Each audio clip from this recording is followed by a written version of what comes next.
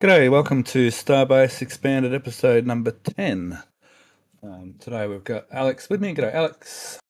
Hello. How's everybody doing in the world? I think the world just said, yep, we're doing fine, thanks. And all the rest of the people in Discord here are quite welcome to join in the conversation as well. We might have Ryan Webber with us a bit later on, but for now, Alex and I will lead the conversation and join in patrons wherever you want and chat for sure. Go ahead and ask questions and let's do this. So we're going to go quickly around the sites first. So I'm going to start at Massey's, and well, I was excited for a minute. I was excited because it looks like they might be using the bird cage again. Hang on, that's not Massey's. Where are you, Massey's? There you are. Got the right week? Yeah, I got the right week. So there's a bit of hype around the chats that they may be using the bird cage again, and I've jumped on that hype, but looking at footage, not sure now. Alex is going to dash my dreams because the footage isn't quite. Let me look over here, this one. The footage, I found some footage here.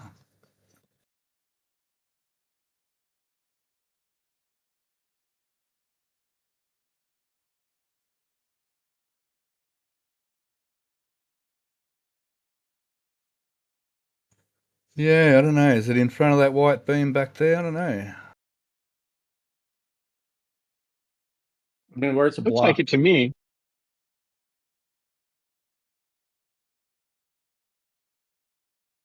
I mean, where's the block end up when it's bottomed out?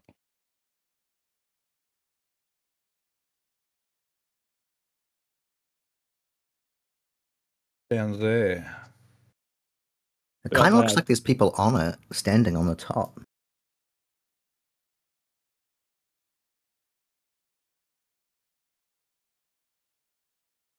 I'm gonna remain hopeful just because. I mean, they might be. They haven't done anything with it for quite a while, so it needs a lot of work.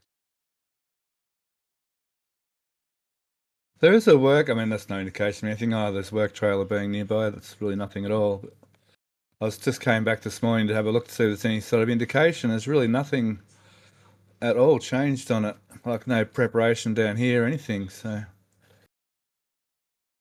I understand your skepticism, and I think that's well founded. So we'll just have to wait and see. I mean, they lifted it up. It could have been put down. I mean, maybe they. I don't know. I don't know. I mean, they did lift it up high.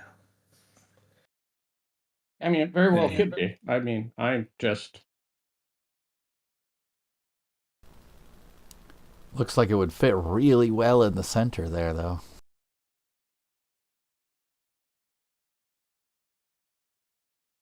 I mean, I'd feel better if we would have had cameras on it all at any point over the weekend.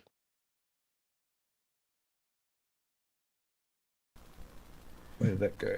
4 more days.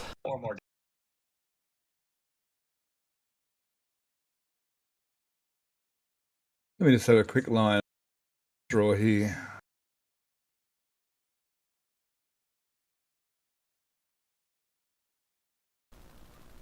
I forgot my Jeopardy music. Don't know. Maybe it fits down there with the ring up on top and the rest down underneath. Anyway, I'll have to. Or they could have demoed all of that surface as well. True. Got that video up a bit later on. How we going? 100 in chat. The plate for bolting down said if they bring a tank in. I'm going to agree with Steph, but strictly because I just want to say, haha, Alex, we were right and you were wrong. So I'm just going to go with Steph. I mean, I love me some crow, so a lot of ways for getting crow.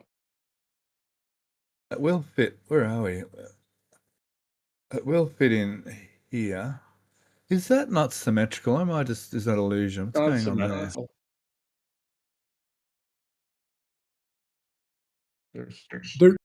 There's that actuator sitting up on top there that I think is what was being pointed out as a person up on top. Yeah. Accumulator, yeah. Yeah, this bar through here is missing. This 1, 2, 3, hang on. 1, 2, 3. Yeah, this bar's missing through here. I think that might actually it might disprove that that ring went down in that stand. Because I feel like they would have actually removed the whole top before putting the ring down in there, rather than try and thread it through that gap in the middle. Pretty big gap, though, Jake. I think. Well, that's what I mean. Yeah. You'd have people inside there. They look like on that video. There was people standing on the bottom, not the top. Oh, okay. Yeah, I thought you were talking about that Not thing the on top, top. the top of the bottom. I mean, Gotcha. from this angle, it looks like one of the upper bars have been removed. The horizontal bars. I was there. Yeah, like Yeah. it's been taken partially deconstructed. Okay, we can see people moving down here when I scrub backwards and forwards. And it looks like it's, if that's there, yeah, that's the center across there. It looks like it's slightly to the right of center, which would bring it this side slightly of center. So they come down, not in the center, but over here a little bit. If you look at the X frame, if you watch it go down, it doesn't look like there's a cross beam between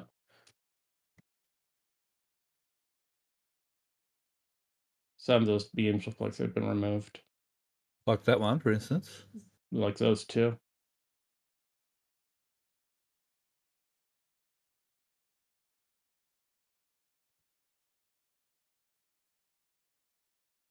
Yeah, I'm not sure. Yeah, maybe. If you lift it up so that it's in that area. Oh, yeah. I mean, it could be compression, because again, these aren't designed for critical analysis. And it sort of looks like it's in front of that white vertical too.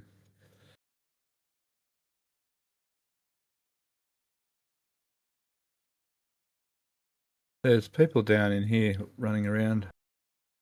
Look like little ants. Well, I'm going to remain hopeful. I mean, oh, this came up. Sorry, Alex, were you going to say something? No, maybe Todd will get to say I told you so. Fingers and toes are crossed. Interesting choice of words. Space stations on mass simulators. Well, what they were loading today was that 20 leg piece, right? Yeah, the interface. Yeah. Yeah. Ah, from Sanchez. But if you look at the current, what's in the current birdcage on the last flyover, that wouldn't be needed. When did we change the name of that from nose cone jail to birdcage? I've had both names. It's one of many names.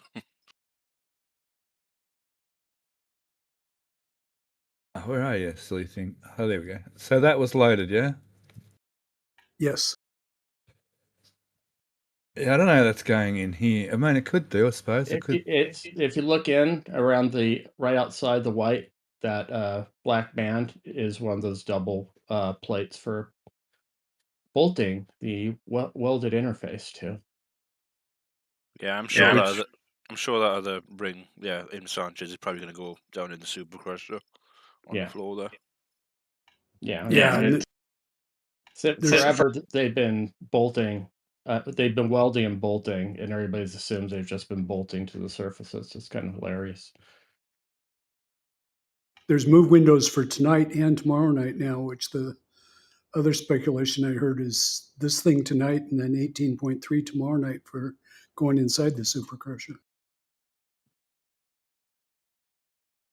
Why would 18? The whatever I read, I think they were going to take it into Mega Bay 1. There's a interface piece that got taken into Mega Bay 1 today. They thought it would go in there and get welded on to 18.3, but I don't know. I mean, take it with a grain of salt. Everything they've done to the I mean, it might go in here, but Yeah, in here. yeah, I could see that. What I'm seeing, and I might be way off with all of this, what I'm seeing right now, with the signs of, is probably B18.3 coming back out. I don't know if it's going to have a new section welded to the bottom of it, or if it's going to be literally just the top. That'll probably go in the Super Crusher. And then I think 39.1 is probably going to move over to the old Can Crusher. Yeah. I think the framework on the side there is to do possibly with simulating loads on the aft flap Yeah. actuation. And then if they truly are setting up the birdcage again, whatever new test article they got planned to go in that cage. Yeah, I mean, I thought last week it was pretty clear that this was going to be for flap testing. And I guess the other vertical piece there might be something to do with exerting forces on the QD plate area. Although I'm not sure if that's in the right spot for it or not, or if that's So diagonally, so that's opposite to opposite for the aft flap, so it needs to be like on the quadrant, the quarter circle, so which it's about center of that, so it could be about right. because with the previous ship aft section test article, they had test tank 16 that was tested in the Super Crusher. They exerted forces on the QD plate of that test article. And they seem to have done it with test tank 17 as well on one of the QDs. So yeah, I'd expect it on 39.1 also. Just in this area, wasn't it, the QD test? Yeah. Or yeah, it was, wasn't it? Yeah, it was just there, yeah. Okay, so we're going to have a big shuffle around of test tanks. Be interesting to see what actually happens over the next few weeks. Cool. So I was sort of thinking, does that mean this crusher cap's going to go in the birdcage? But I don't think that actually fits in the birdcage. There's the OG Can Crusher, where it'd probably be for. Yeah. That's what I'm figuring. Yeah. But yeah, you'd probably have a cap. You'd have a cap on top of if 18.3 comes out again. You'd have a cap on top of that, and you'd have a cap on top of 39.1. You'd have to take away the outer structure, the frame from the birdcage if you were going to use one of those tops. Yeah. Just crossed my mind this morning. I was thinking, but I didn't remember how actually small this birdcage is compared to this cage, for instance. It's entirely possible. There was that one nose cone that seemed to go walkabouts in Star Factory a while ago. It's possible that's what's going to go in that cage next. Maybe. Powder tanks. Yeah, and they could do another cutouts in it as well for other things. I'm not going to say the word because I'm not positive of that. The rings that they purportedly lifted in is set up for a pretty nice array of actuators. I'll just sing down here. Yeah. Yeah, they've done that. Excuse me, they've done that before with nose cones and actuators on the inside. Yeah. Okay, so we might have like 4 different testings going on at the same time soon, and maybe then later on we're going to have a 5th test stand. Heaps of test stands. I don't think we've ever seen this many test stands before, even as it is now. That's 4 now, plus 1 more. It's just amazing. Go ahead, Alex. I was going to just say, these are their betas towards production vehicles, while the previous test campaign appeared just to be very early alphas. Yeah. And yeah, that's what gets me is all these test stands in that they're all in a relatively small area as well, or like bunched together. It's yeah, it's an interesting one. But I do wonder if one day if there'll be a second test site possibly created somewhere in Starbase, if they want to expand even further with testing of various things, or if they're happy with just this site. Get rid of all those tanks, put in new nitrogen tanks over here, and clear all this.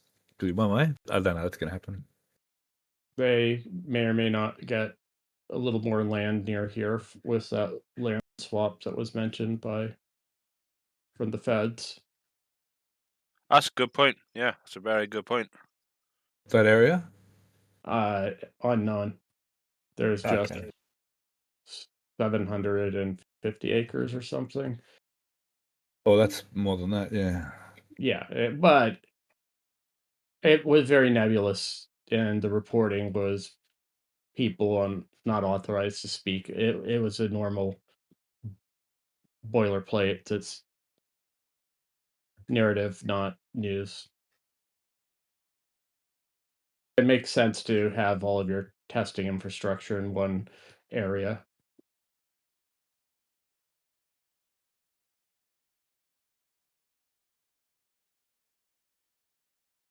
Absolutely.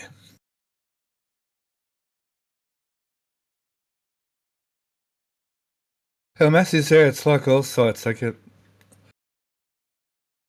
built out and more populated. The spare room becomes a bit of a rare thing. Yeah, but they freely demo stuff all the time and rebuild, so this sunk cost fallacy really isn't that seemingly a driver. Oh, look at those gaps. That's pretty cool. Don't look, Jake. At least they're not wonky. I take it back. I want Steph to be wrong. Okay. That was a bit of a flip there, Todd. Yeah, Todd, you are just. Oh, she's got to point out the thing that you just drive me nuts. So Joe Coyote Man has a question. He's wondering, Sure. could they fill in some of that moat for more space? They don't own the land. And that would be waters of the United States, so that would be a huge approval process. There'd be some angry alligators as well. He is friends with Trump. There's only certain limits the executive has, because then you can sue. And the way the laws are written, standing isn't that hard to achieve. Yeah, I was kidding. All right. Good question. No, I don't know about the moat. Yeah, what did you say? Angry alligators. Yeah, hungry hippos and angry alligators. The other thing to consider is the military use, because if military use would outweigh any of the environmental issues. Right, but then it'd have to be fully federal land. So it can't be private land. At least the way the statutes. Again, you answered the question.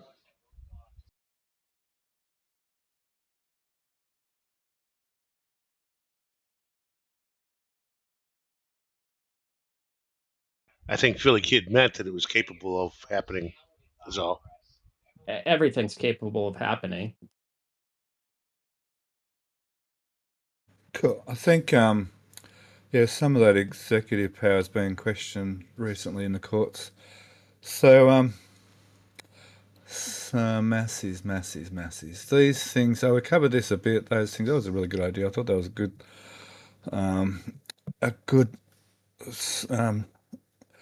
bit of insight that perhaps they're going to be covers for these pipes here.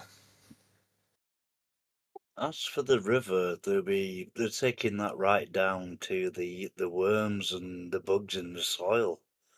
that they might make extinct if they do fill it in?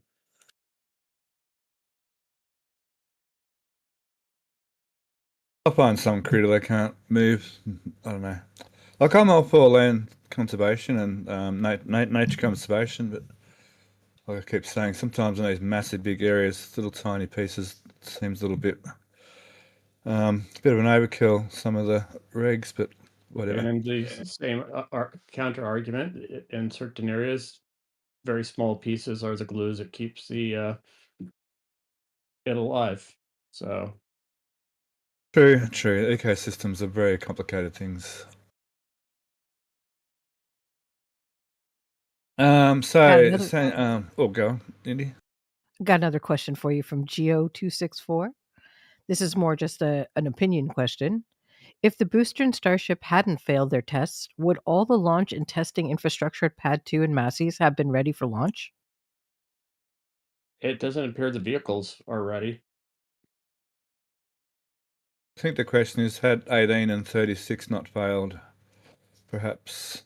What's been holding up 18.1 or 17.1? What was sitting in the Super Crusher until what, 2 weeks ago?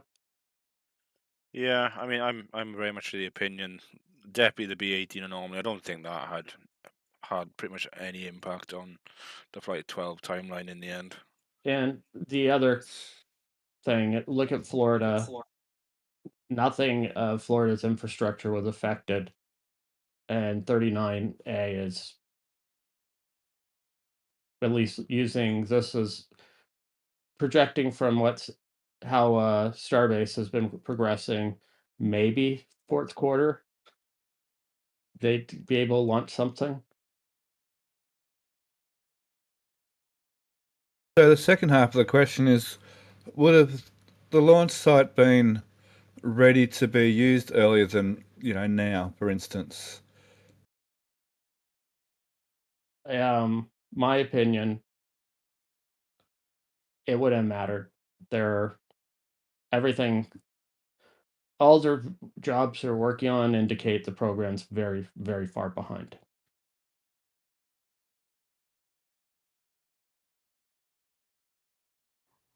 Including Okay, the I launch got another site? one.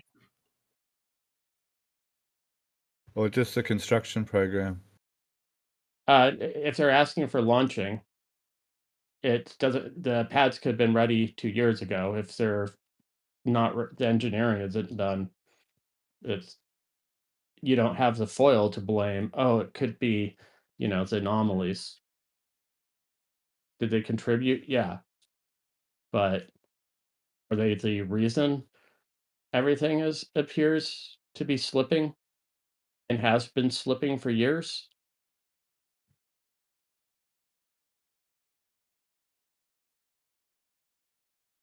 And so has like Artemis and that too, hasn't it? Obviously now, especially. I wouldn't use those apples to, I don't know, fish comparison. They're completely two different philosophies, I would draw parallels to either of them. It's just looking at how this program has been progressing over the years. I mean, when was the anomaly at Massey's? We're getting up to what, 9 months ago? Yeah, sort of middle-ish of last year, I think it was. So at some point, can you honestly say that everything was screeching to a stop, that every engineer and every resource went to rebuilding the site? Or is everything, there could have been things that, were held up in the critical paths here, but You buy the COVP company. I mean, that's my opinion only. That screams a reactionary. Will it, you have less people to blame moving forward owning it.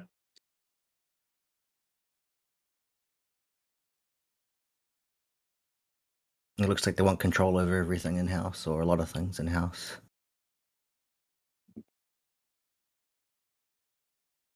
Yeah, which is Might probably they on their? supported. I'm sorry. Go ahead. Might they on their own decide to launch to the moon without the other program? How about deploying Starlinks? Well, that would be the first move, How, of course. how about seeing if you can recover a ship? There's major milestones that have to be hit. Propellant transfer has to be hit to get to the moon with the stack. The way the stack is built, it can only more or less hit low Earth orbit. And so needing tankers, needing high launch cadences, needing high fast turnaround are all critical for this program. Well, what I meant, Alex, was that if they were concentrating more on beefing that up, maybe that's why there seems to be such a slowdown. I don't think the vehicle is close to even achieving deploying Starlinks. There's been lots of anomalies that some of them you can argue a lot of ways, and some of it's sort of when you blow up the existing playbook, which I don't fault them for. In a lot of ways, it's a very good way of running things because there's lots of tribal knowledge and rules that best practices that nobody can say why is their best practices. So starting from clean sheet with the program, everything from ground infrastructure on. But the flip side of doing that, having very aggressive delivery schedules, is probably not. These failures are are sort of a feature. I think it's more of constantly saying, hey, we're 6 months away, or 6 months away, or 6 weeks away, it's just hype train. Is it reality? Probably not. Could it happen? Absolutely. Sounds like sort of business to keep the investors happy, perhaps as well. A bit of that going on. Other private. I mean, who knows what how any of the ownership, because it's a privately held company, how any of those interests and voting blocks are constituted. Sure. Cool. Thanks for that. I got one more question for you guys. All for Sure. One is asking, could the DoD launch Starship and recover booster from within the vastness of the Nevada test range? Thanks. I mean, anything. If there is a vehicle and transport, sure. Would you? It just because you can, would you? Would you want that scrutiny over your black sites? And the range isn't that large because you'd have to have the entire. If things were to go wrong, that whole path is not federally owned land. What would they say? Landing booster out here somewhere is what I just said. Yeah, the feds own the vast majority of the West.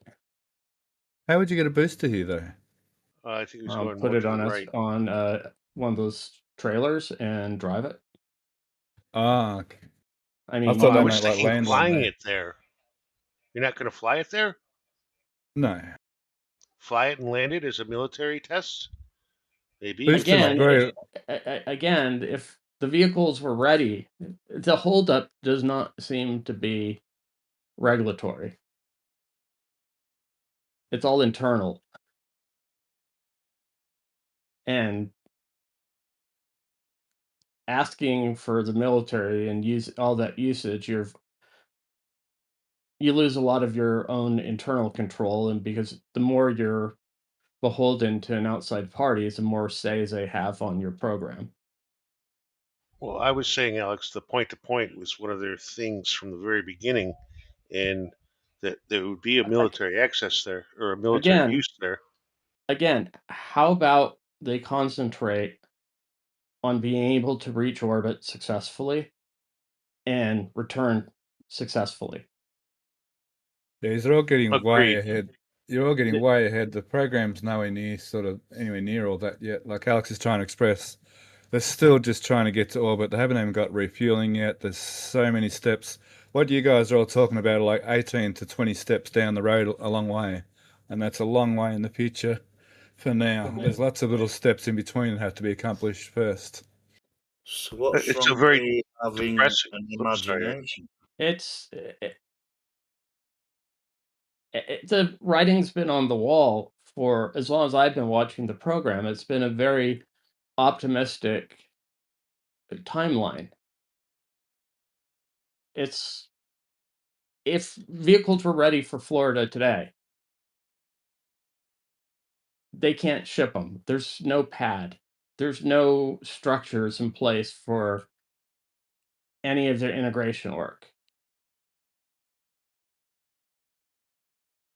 Yeah, some of the holdups when we can debate with imperfect knowledge in hindsight what they maybe could have, should have, but is there any value or utility in that? Because we don't have the information, and it can turn into just a choose your own adventure.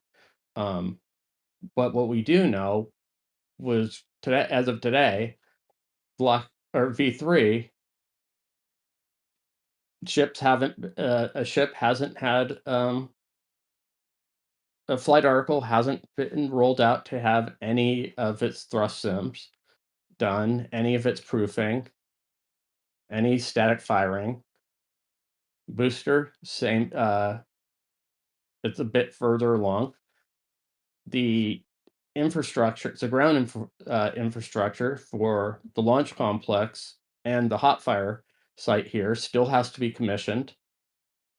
So both vehicles, if are going to spend more time than they normally would at the pad validating the ground infrastructure.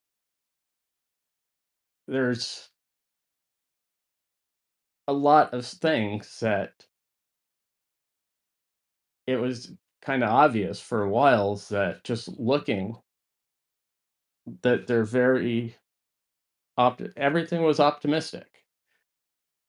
And if they're truly going to try and go public in 4 months, they're going to be, I mean, it is a reasonable assumption that they're going to be extra careful because the last thing they need is a major anomaly, considering the way the last year of their test campaign has gone. I got to say, Alex, you used to be very positive about all of it, and I think you're looking at reality that man is not able to do all things yet. It's depressing for me, but we'll get there someday. It's what they're trying to achieve is borderline impossible. How the tile is going to hold up for reentry? And it's like, do they have an internal contingency of screw it, we're going to go full expendable while we figure it out, or because they're all of their plans. What happens all the in plans of the theory company and hinge what upon happens them in practice? having Two different things. Well, hang on. Everyone's talking over. Hang on. Everyone's talking over everyone. Just let Alex speak, please. That's the rule. I mean, let everybody. I've been just ranting for a while, and obviously, people have things to say. No, I really appreciate you. No, that's a good explanation. I think it answers a lot of questions. There's a lot of expectations and hype about this whole program being far more ahead of But I mean, thinking that it's far more ahead than it really is, it's really still it's still a long way to go. It's still in very, very early days still. So I appreciate your time and patience on that, Alex. Really do. Thank you. And like the other thing is, jump on SpaceX's job site. The list of engineer positions that they're advertising to fill. There's only so much talent in the world as well. Yeah. And only so many people that want to work in this startup mindset. Heck, part of one of the easy ways to take it public is you can bring in a lot of talent that way because your incentive programs are equity heavy. I mean,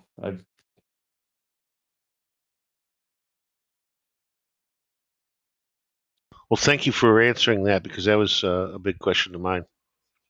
yeah, it's and there's only, I mean, limited resources are limited resources, and if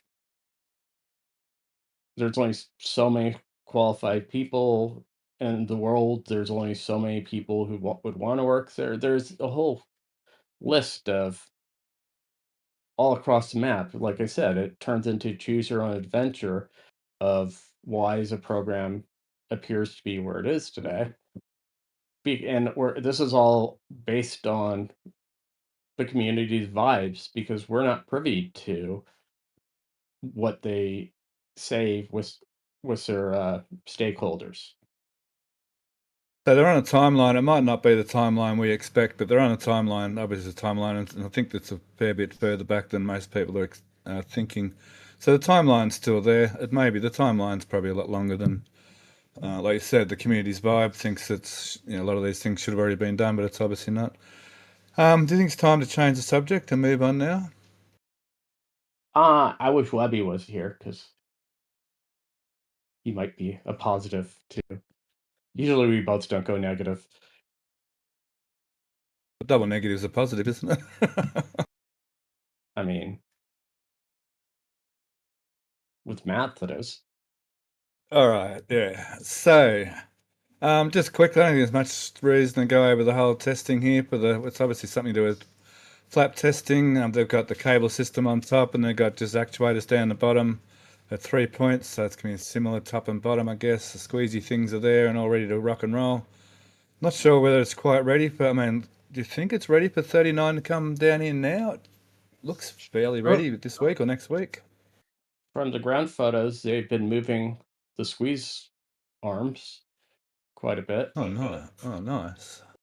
How much of the flap testing is necessary?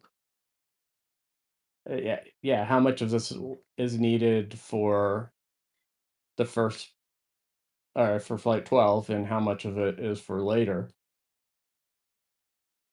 Okay, yep. Yeah. Question for you, Alex.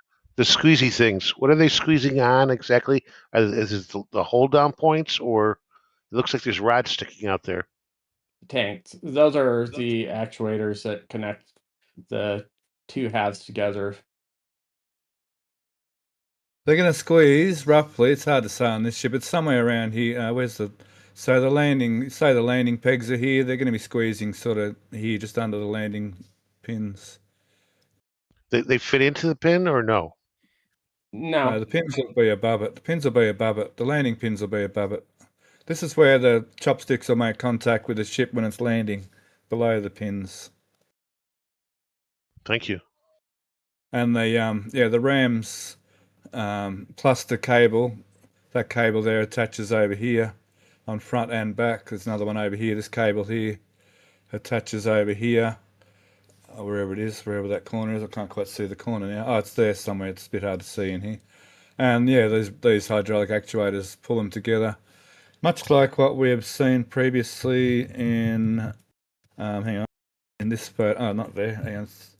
In this photo from shore. I do have things a bit more organised now. Exactly the same as this. So on the ship, the lifting pins will be up here somewhere. I'm not sure exactly how low they're going down on the ship, but somewhere just above the squeezies will be where the ship lifting catching pins will be, somewhere in there. So just below that is where they're gonna, and it's exactly like this. They're gonna squeeze it with that actuator and cable system, with some load cells and so on, and they'll be like I'm imagine 39 spitted out with dozens of sensors to check the steel, make sure the steel's doing the right thing. Where's this picture taken from? Is this at Massey's or at the other place? The rock. Yeah, this Oh, was it is Massey's. Massey. This was done some time ago, and it was done just on the ground, wasn't it? It wasn't actually in a cage, was it? It was just sitting on the ground. It was on a stand. Oh, there you are. It was Yeah, just somehow sitting I here, missed wasn't it. it? Just here somewhere. It was sitting on a stand. We need your optimism. I think I got everybody depressed. I was in the middle of something. I'm like, oh, look at the time. Very good. Glad to have you along. You haven't missed a lot. And now I've got a request to jump back into this FCC thing.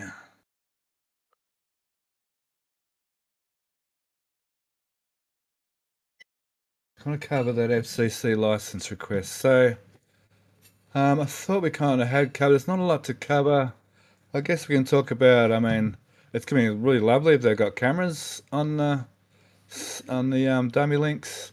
Maybe we get some views from outside the ship, looking at the ship from the outside. That'd be kind of cool.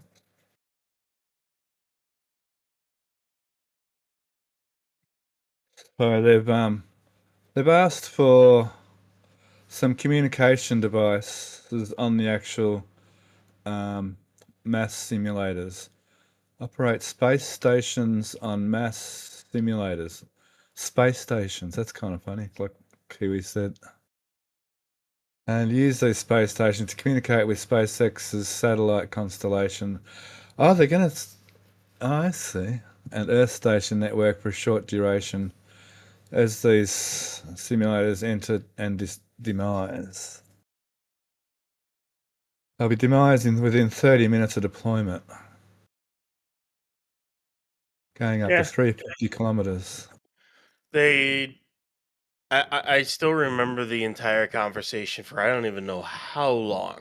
I think it went on for as long as Dumblinks got used. Everyone's saying, "Oh, what if they put cameras on it? What if they put cameras on it? What if they put cameras on it?" And I'm like, "They're gonna need an FCC license if they want to do that. They're gonna need an FCC license. They're gonna do that."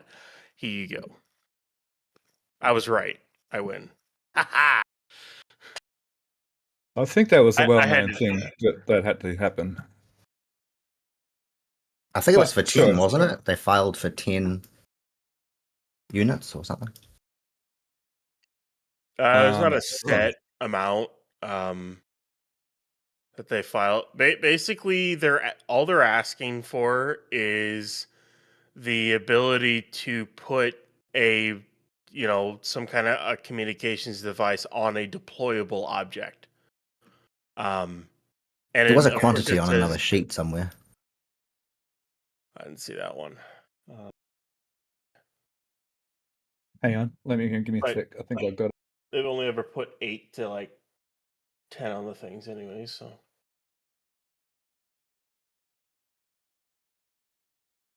Oh, is this straight? Oh, what? Okay. Where am I? Map.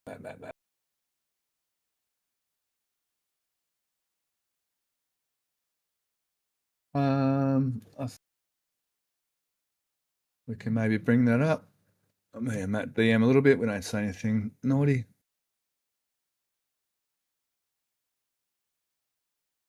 Nick off.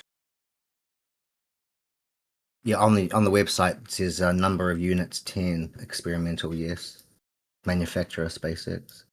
there'll likely be 10 of these, or they How many Starlinks? How many dummies did they release last flight? I'll need a link to that page. Oh boy, it was either 8 or 10. I don't remember. It was back in October. I have to go back and look again.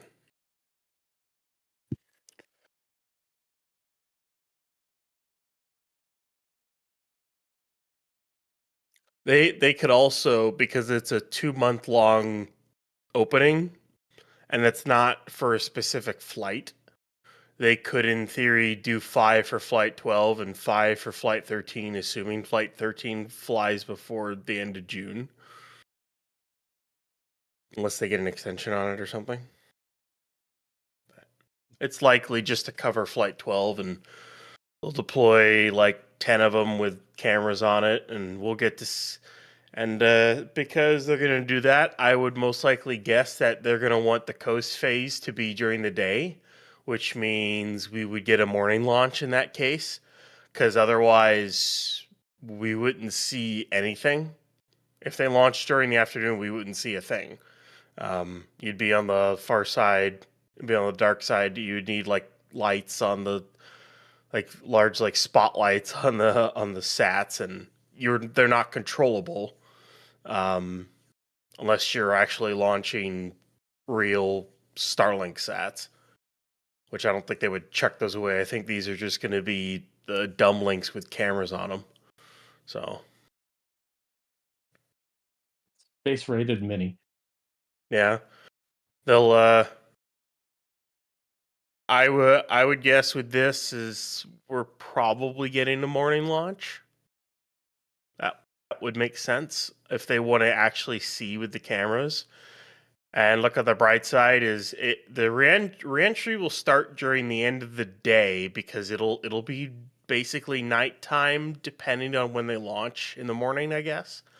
Over in the Indian Ocean, but initial reentry will be during the day and it'll start to go into night. Now, if they can maintain these cameras on the ship, you'll get a third-person perspective view, or you'll get a view of a reentry of a vehicle that I don't think anyone has ever gotten. Not for very long, though. No, but still, look cool. Oh, here we go. Down here, number of units 10. Kiwi. Yeah. Oh, that last image was cut off down here. I see. Ah, yeah. I see. That's all. Thanks. So you look around a bit, and you'll find that Sailor Tank Watch has brought that up. Cool. Well, there's that load spread you're talking about before going into Mega Bay 1. Interesting. All right, so where are we up to now? So Massey, that's pretty well covered. There's not much more to talk about Massey's, I don't think. We pretty well covered it ad nauseum now. I have 2 more general questions for your general Starship questions. Sure. So Evan Waterman's asking, Starship so far has demonstrated the PEZ dispenser. Do you think that Starlink version 3 will be the first goal once orbit is achieved before refueling? Starlink, yeah, Starlink deployment, as far as my opinion is, Starlink deployment comes before tanker refueling. Tanker refueling. One, they have a contract It's with NASA. One's an internal project. yeah, the biggest question is when are they going to be ready to actually launch the target and chaser and do the rendezvous and do that test? Yeah. On when the original refueling demo gets done.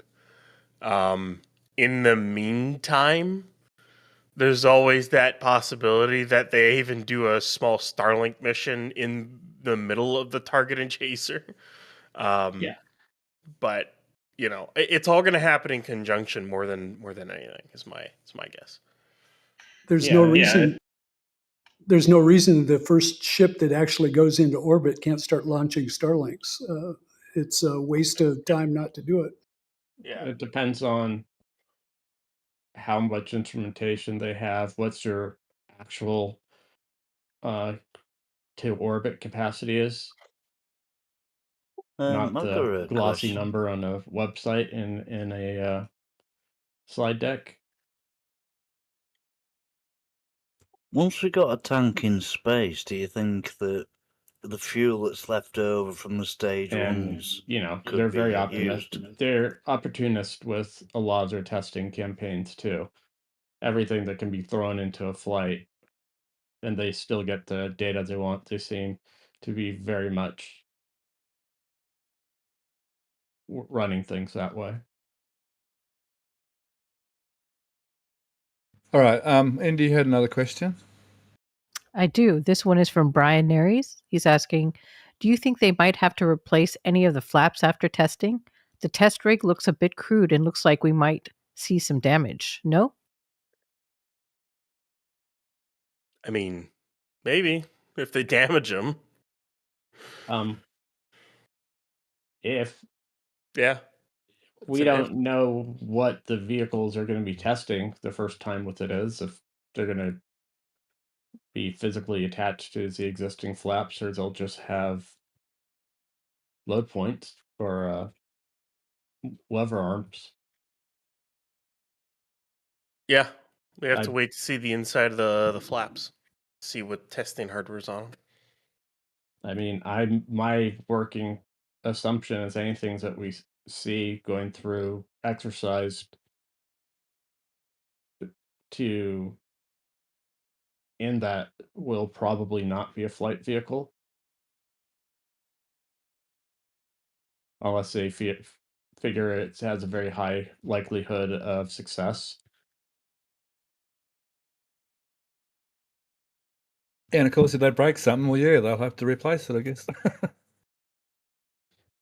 Well, the thing is depending how much instrumentation you put inside the structure for your testing campaign, that may or may not be conducive to flight hardware. Crude? Who's saying crude? It looks pretty high tech to me. What's going on? It'll do the job anyway. It'll put force where force is needed. And they may be just, with the sensors on the ship, maybe they're just testing perplex and see whether it comes up to within the specs they need rather than sort of destructive testing. And down the bottom. I don't think they built the structural stand for this for just seeing if they get only elastic deformations. You mean you think they'll push it further than that? It's kind of pointless if you're not pushing something to at least your maximum expected design your failure load. Yeah, I imagine so, yeah. Did I see above there, Stephanie, that there was a padding like there is on the catch arm, on the upper armature, where they're going to press it? Yeah, the squeeze test arms, have pads, like the catch arms, they do very much. They do. You can see them there and there. There's a better photo. Yeah, I actually, saw right it on here. the one photo you showed. Thank you. Yes, there they are there. There it is. Those Okay, are thanks, used. Indy. Sorry. Those are used, by the way. Those if in some of the ground photos, you can see they're already indented. Those bumpers came off of the pad 1 sticks. Or are they the same pads used on this? Oh no, they pulled them off, didn't they, and replaced them? You can see a very booster-like indentation. It seems I think they came off of pad 1. That looks like it caught something because it moves downward with a stretch into the what is it? Rubber? There's something on the inside, I think. They're just like a stainless steel, like spring, like bumper is basically what it is. Oh, all right. I thanks. thought I pictured a rubber mat there. Thank you. Thanks, Indy. Is there another question there? Not as of yet. Thank you. All right. Oh, we're going an hour in already. Cool. Sanchez. So not a lot going on in Sanchez this week, really. There's bits and pieces. The breakover things had a few more additions. We've probably spoken about that a lot in between show and tell and live stream. If there's any other questions for that with chat now, it's a good time to ask those questions. Sort of slowly pulling pieces off booster 18's aft. I believe this it's now removed, is it? I didn't see any footage yet. Have they actually removed 17 from this stand? Yep. Cool bananas. That Gridfin So I got- test frame's all black now. They painted the whole thing. Is that in our? Oh, is that in from a ground image? Was it? Yep. Okay, cool. I had all those talking points. I forgot. I should write them down.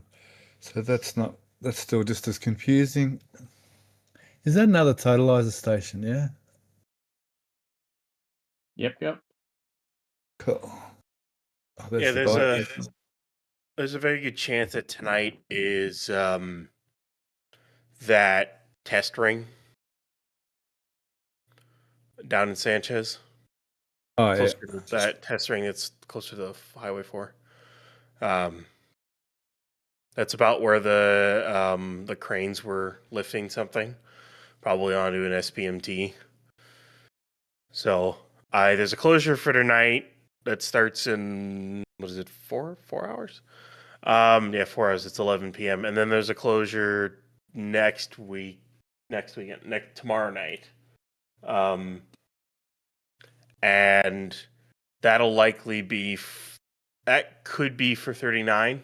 We'll have to wait and see. Of course, I've had a couple of production to Massey's closures, and they haven't been 39, so we'll wait and see. But I think it's that ring tonight because we saw it getting lifted up. So, and there's no other stand movement around, at least not right now. So the static fire stand, we'll call it static fire stand proper. It hasn't moved into Mega Bay 2 yet, has it? it has not.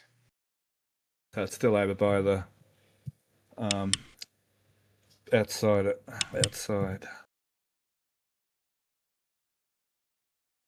Well, I was in build site. Alex has just had to step away for a few minutes, by the way. He'll be back in a minute. I got another question for you, Stephanie. Maybe this is part of it. Now that they're building this new Mega Bay or Giga Bay, maybe they're concentrating more of their efforts on all the equipment that they got to build for inside of it. Those white things, I think, that you were just looking at. These things, now they're up for the factory. It's going to be ages before they need anything in Giga Bay yet. It's going to be ages and ages. What we will see, though, I believe, we should see in some of these clear areas moving forward. Oh, there's some thunder. Oh, thunder. Some of these cleared areas over. Why can't I find it? Over there. Hang on. I'll get there in a sec. Some of these cleared areas, no. But let's go for a big shot. Hang on. We'll see, we'll see platforms and so on for the workstations. There's workstations to be built. There's so much to be built. These are all just for the factory, which is a good indicator the factory still isn't fully kitted out yet. So the factory is still being constructed / iterated / R&D'd. So that's all what all those are about. And they're all over the place. They're here, they're everywhere, those rings. So yeah, Giga Bay, we're going to see platforms like we see in Mega Bays with the platforms around the stands up in the walls. We've got to see the actual workstations being built, cranes put in, cladding. This Giga Bay is a long way off needing any of that yet. Long way off. But I understand why you're asking. With the construction of so many ships, they're going to need obviously storage. So do you think they'll replace what's in the garden and move that to the museum and then use that as storage? Or I mean, would they get rid of this entire area and just use that for Giga Bay construction? I would guess. Oh, this area. You mean this area for storage, Kiwi? Yeah. No, the old rocket garden for storage. The rocket garden for storage. Because that'll move to the museum, obviously. Those two will, yeah. That's only 2 spots per ships here at the moment. It's 2 and 3 spots per boosters. Move to the left a little bit further. I want to see what else we're looking at there that's in the way. Can you? Webby, you were trying to say something. What were you trying to say? Yeah. I was like, yeah, they'll probably store some ships there at some point. But considering the amount of ships that they want to store, they need to take Sanchez and turn it into a hangar. Like build a gigabay sized like hangar that is at least like 90 meters tall. And you don't need any bridge cranes, you don't need any workstations, you just need a big place to just park vehicles. They need something like that either at Starbase and at the Roberts Road. Because if you even remotely plan to keep any of these vehicles outside for any protracted period of time, that's not good for a heat shield. It's not good for the steel. It is stainless, but it's not good for a vehicle whatsoever to keep it outside for any long period of time. So they're going to have to figure out storage at some point, because it's not like you're going to be flying a crewed starship every single time. You're going to need to find a place to store that thing until you have a crewed launch coming up, or certain cargoed ones or whatnot. So, and they're also going to have to rotate them out. You know, you'll fly a ship a bunch at once, and then you'll have to take it out of service for work, and then whether you put it right back into service again or store it off to the side. That's going to be a big logistical problem they're going to have to solve. And luckily, they're years away from something like that, years and years, but it's something they're going to have to solve. Are you speaking of starships or the boosters? Both. Yeah, well, all right, that makes sense. The bottom line there, if they take out all that starship display area, you got room for 7 if you enclosed it, I think, right?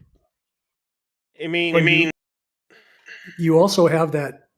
There was some documents out about the new property that the city of Starbase is including into their city. If they enclose all that stuff, you have all that property going down to where Lab's camera is, including where NSF's camera is, all being inside the city of Starbase, that they could build all kind of storage down that way. No, they can't. A lot of that is owned by the state of Texas and the federal government. They're trying to annex the land, but good luck. Yeah, you can annex it, but it's you can't go build on it, not without, like, if they wanted to build a second Massey's, they could try. And they'd have to go through a stupendous amount of paperwork in order to try to get that approved. Good luck. As well as securing the land to do it. Yeah. So a lot of those lots were private lots, from what I remember. The one that the Labs camera is on is a private lot. The one that NSF, but the whole bunch of those are private lots that they could buy up, just like they have in the village. They could buy the land, but they still have to get the approval to build on that land. It's still, most of that is still wetlands, salt flats. You can't just build on it. They'd have to go through the U.S. Army Corps of Engineers again in order to get approval to even build on that land. So it's just that's the thing is, you could absolutely try to annex all that land and bring it into the city of Starbase, but you can't do anything with it. All you can say is we have it. I wasn't thinking that land would be considered wetland right there. That first half a mile or so east of, east of LBJ. That doesn't look like wetlands to me. Yeah, it's not wetlands, but it is below the floodplain. And anytime you fill in the floodplain, you need Corps and probably need Corps approval down there.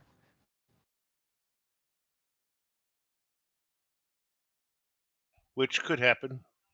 Like, in order to expand it within their city limits, or wherever, however big they want to make their city limits are, anywhere they want to expand in this area beyond what they have now, would need extra approval from the Army Corps of Engineers.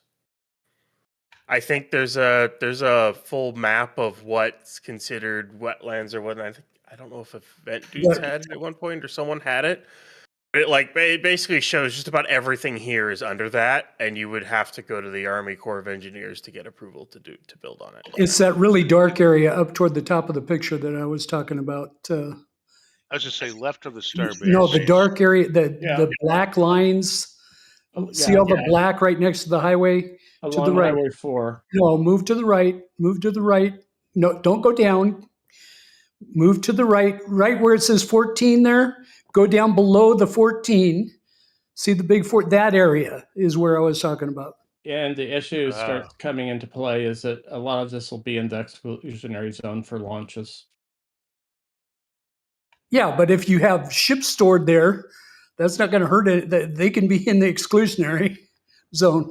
If you're building a structure there to house them in a somewhat climate-controlled environment, you're going to have to design that structure to handle whatever overpressure any event at the pad would have. Which you have to over-design the structure to withstand a full stack explosion, which is overkill.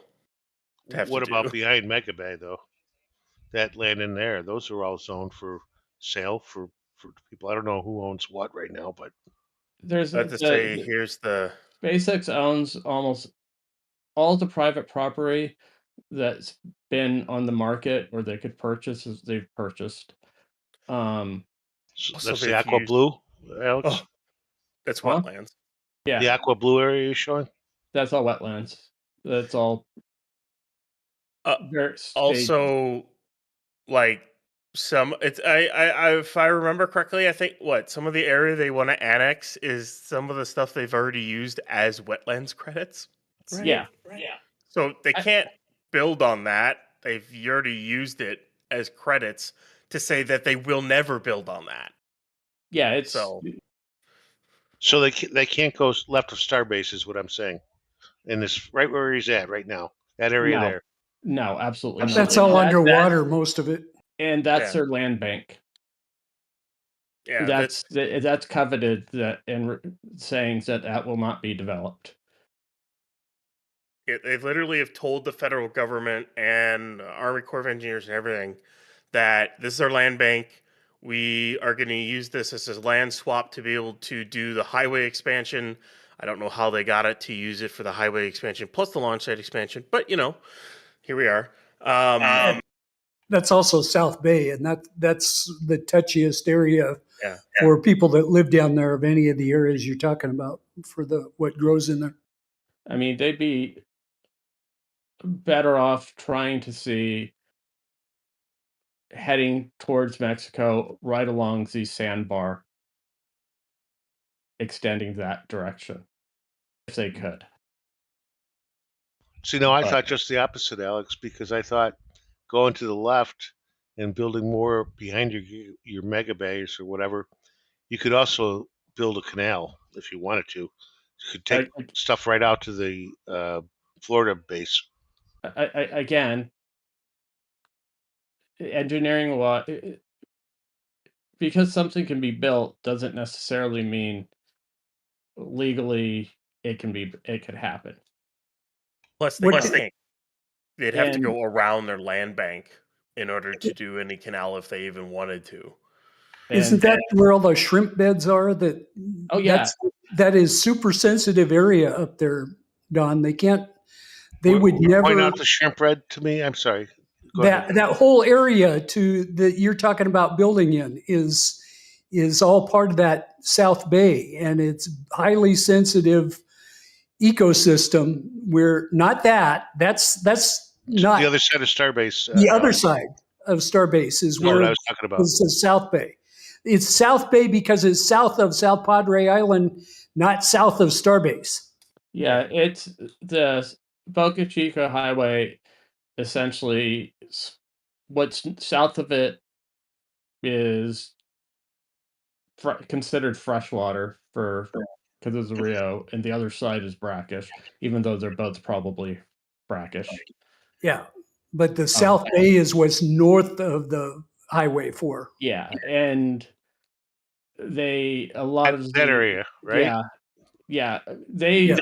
have, like, the locals wanted all fresh water to be basically pumped in to the south, because reasons.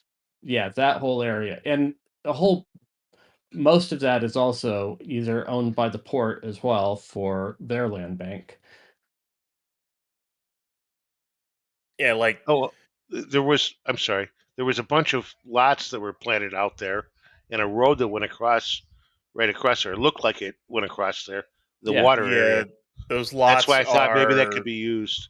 those lots are what 60 years old. Yeah, that's all from before the Yeah. hurricane back in the And 60s. they're underwater right now, right? Yes. Yeah. There's lots all over the place. They're all over the place. They're everywhere out here. There's heaps and heaps and heaps of lots sort of Yeah. marked out everywhere. All those were split up 60 years ago, or even longer than that, and 60, 80 years ago, I should say at this point. And then hurricane came through, and any kind of development or anything was utterly and completely abandoned for this area after that happened, until SpaceX showed up. So, and not only that, since that point in time, everything between the canal and South Padre Island and Starbase is basically a land bank for multiple different areas, and is a preserve that'll never get built on in the history of ever, unless everyone stops caring, basically, or I don't know. It would take some extenuating circumstances for someone to build up there. And then the South, I mean, you still have to get perms to do it, and getting the perms to build on that launch site expansion is nothing compared to trying to go all the way down and try to build a road out to somewhere and build a whole nother building. That's a whole other can of worms to open up. And it'd probably be easier to try and annex the tip of Mexico's there than develop the existing land, which annexing that from Mexico would be nearly impossible. What's interesting about this whole conversation we're having tonight is there's a lot of things that I had predicted might happen did happen, but I wait to see if I hope I live long enough. I'm 62. See what happens in 5 years. 67, that's still young. You'll be right. It's still young in the tooth. All right. Now, let's move on to build. So we're going to go to the outside to the other areas too. We've got to talk about Rio West shortly. But we'll just quickly go over build site. I don't think there's much on the build site really to cover. I mean, they've started as of, I was going to show that. I think it's on Twitter. They've started the level 4 of the, now of the Gigabay. I think one of these. Oh, what's going on there? Oh, another adapter ring. Oh, is that going into Megabay 1, 2? Oh, yeah. That went into Mega Bay 1, and that's where people were speculating that was getting put onto the thing that was going to sit on top of that ring that's going out tonight. So whatever test article is going on top of that is going to go on that ring. I should do this off screen. Sorry, I'll find it off screen. Looks like a little miniature golf course there. Oh, where is it? I thought Abbott Space had it. Yeah, I'll just look up Abbott Space. Wonder what they're doing. I bet you Vix has it. You know, Vix will have it. They got trees planted and everything. It looks cool. Will Park. There you go. That's probably what it is. Oh, I can't find anyway. So level 4 steels started on the Gigabay. It could be a dog park too. I wonder if even dogs are allowed on as owners. I guess they would be. Man's best friend. I would hope so. I don't think it would go well if they tried to ban dogs from Starbase. Yeah, true. maybe they're allowed to. And I mean, it is a company town, so I guess they could have cadences. Cadences, is that the right word? Ordinances. The But yeah. concrete. It's funny. They built a multi-million dollar dog park near us, and nobody's ever there. I'm like, are you kidding me?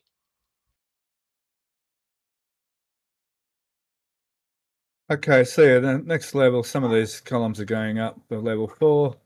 So we won't see any cranes won't rise up till they've got sort of these areas on level 4 done for the next set of support braces. So yeah, not much to talk about on the build site. Has Except for any that garden. concrete been poured yet there on those floors, or Yes. there has been? Yeah. You can see it on this image here. Down there, that's concrete there, and that's not concrete there, but it has Rio. So they're starting to pour the concrete floors. And on the other side, they're starting to paint. Was that photo had it? This photo had it.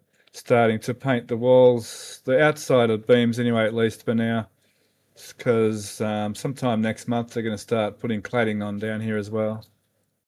I saw Sherwin-Williams. Well, we're having a thunderstorm right now. It's thundering and it's raining cats and dogs. Speaking of cats and dogs.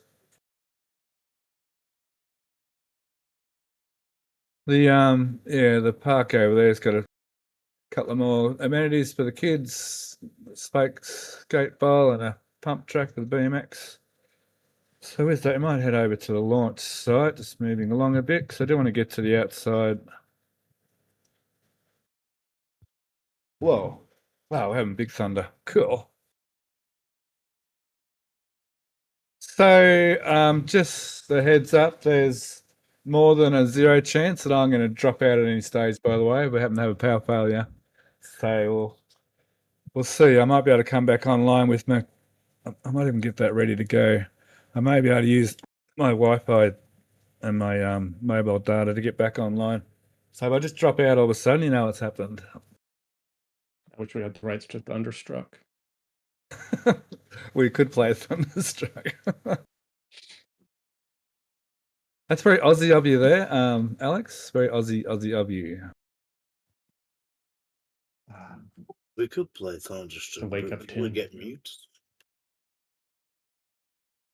I guess the big thing on the site is this expansion. I mean, all the other areas. I mean, they've taken the thing off one of the stabilizer arms up. I think it's kind of minor. They're doing something Half with the of it. roof. Yeah, just the vertical bit of it. Yeah. So I've got that up on a camera. A lot of now it's from the ground shots, it's obvious that they're putting their doublers on the underside of the beams on top. Mm-hmm. The top. Oh and yeah, the yeah. part, yeah.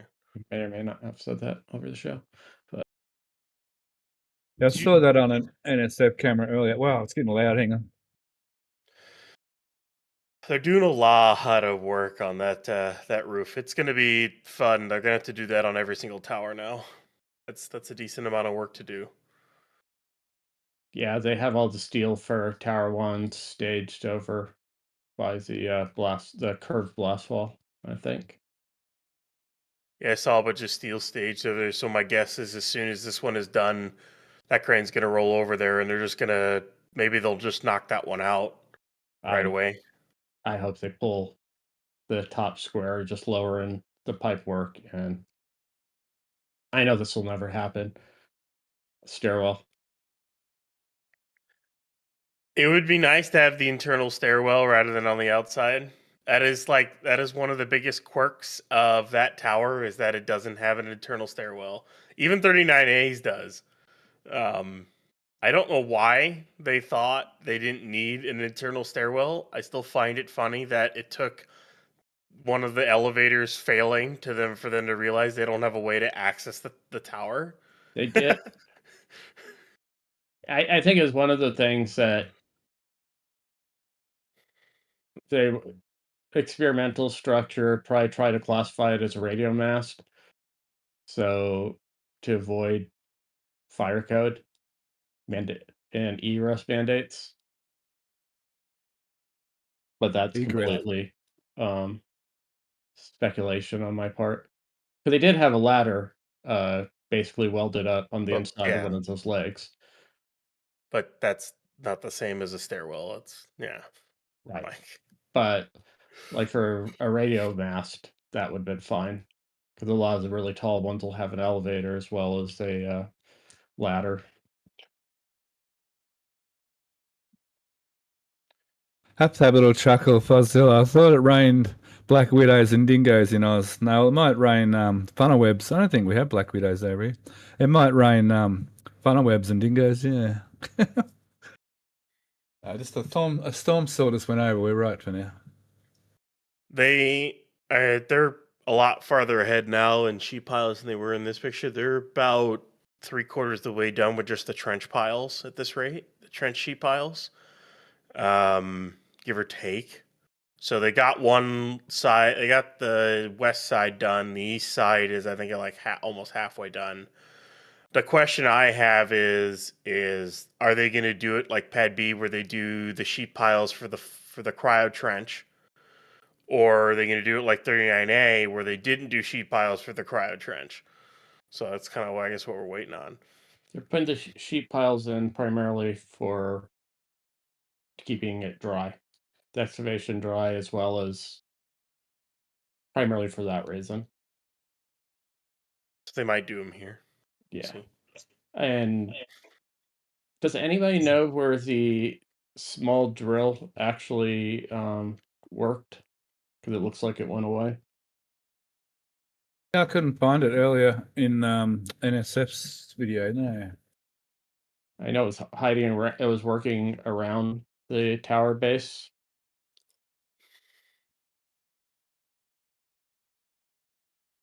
There's one, there's one drill sitting here somewhere. Well, the small one. The tall one is doing the. One of them was primarily for exploratory work, and the other one is doing the jet grouting. Okay. Yeah, maybe that drill came in to go check on the Chowers Foundation or something. I'm assuming it's Keller has a design build contract, and probably the drill reports from the piles had some data that wasn't expected, so they're probably doing some evaluations. So Florida didn't use sheet piling around the propellant trench, yeah? But it might not have. Trench they kept Some of it did. And then of course some sheet piles were used around where the water deluge stuff will go in. But other than that, well, I'll be curious to see where they use it at Starbase. So It looks like. Let's see. Is that sheet pile there, or is that just That's sheet pile. What about behind the tower? Commodities. That's also sheet pile, but yeah, they went wide and not deep. Yeah, they did the expansion runs, and then they stopped with that expansion. They then stopped with that expansion run, and then they went around the corner, and all they did was do a form work. They dug out and did a form work for the other expansion loop. So their commodities went a lot deeper, didn't it? Because they're housing high pressure. A lot deeper, but a little bit deeper. I think 39's commodity trenches are wider and not as deep. They're deep, but they're primarily wider. That's what you're saying. They're wider, yeah. Yeah. Especially here, they're quite wide there. Did I just see concrete on this last photo? Putting concrete back there already? Yeah. Yeah, there. Cool. Now that's how I got off track there again. they are pretty far along with 39A. The walls are, at least the west side walls, flank trench walls, are all the way up to the mount. I don't know if the other side is. I think the other side is almost done. I think there's one gap right there. I think the service structure side is all the way up. This But is east. This is east, isn't it? This way. yeah. Yeah. So the west side is all the way up to the mount for the walls, and then they got to finish off the east side of it. Then of course they bit's have not the finished. QDs in. Both QDs are on. They have to finish putting in all the hoods and the shielding. We don't really know exactly how much more work on the inside of that server structure is done, but I think there's still a decent amount from some stuff that I've seen here and there. They still have to do the addition to the top of this tower as well, so we'll have to bring it in. They either have to mod the 11K they've got on site or bring in another one. Or something, or bring in another crane, something that could just lift that. And then, of course, the QD arm extension has to go on. The chopsticks still aren't 100% modified, at least not the final mods that they did to the Pad 2 ones. And then, of course, all the commodities. So I think the ship commodities still have to go in. They still have a whole bunch of tanks to go in. There's still a lot of odds and ends all over the place to be finished, but there's still. I'd still say there's still what, 4 to 6. Six optimistic. Yeah. The propellant farm is currently not near. No, it's the propellant farm is a long ways away. You can see the sheet piles. Yeah, they are. I'm looking for that storage spot where the main valves were. It's in this area, isn't it? No, hang on, where was it? Plus, then I don't even think they've reeved the sticks yet. For that matter, I don't even think those are reeved yet at this point.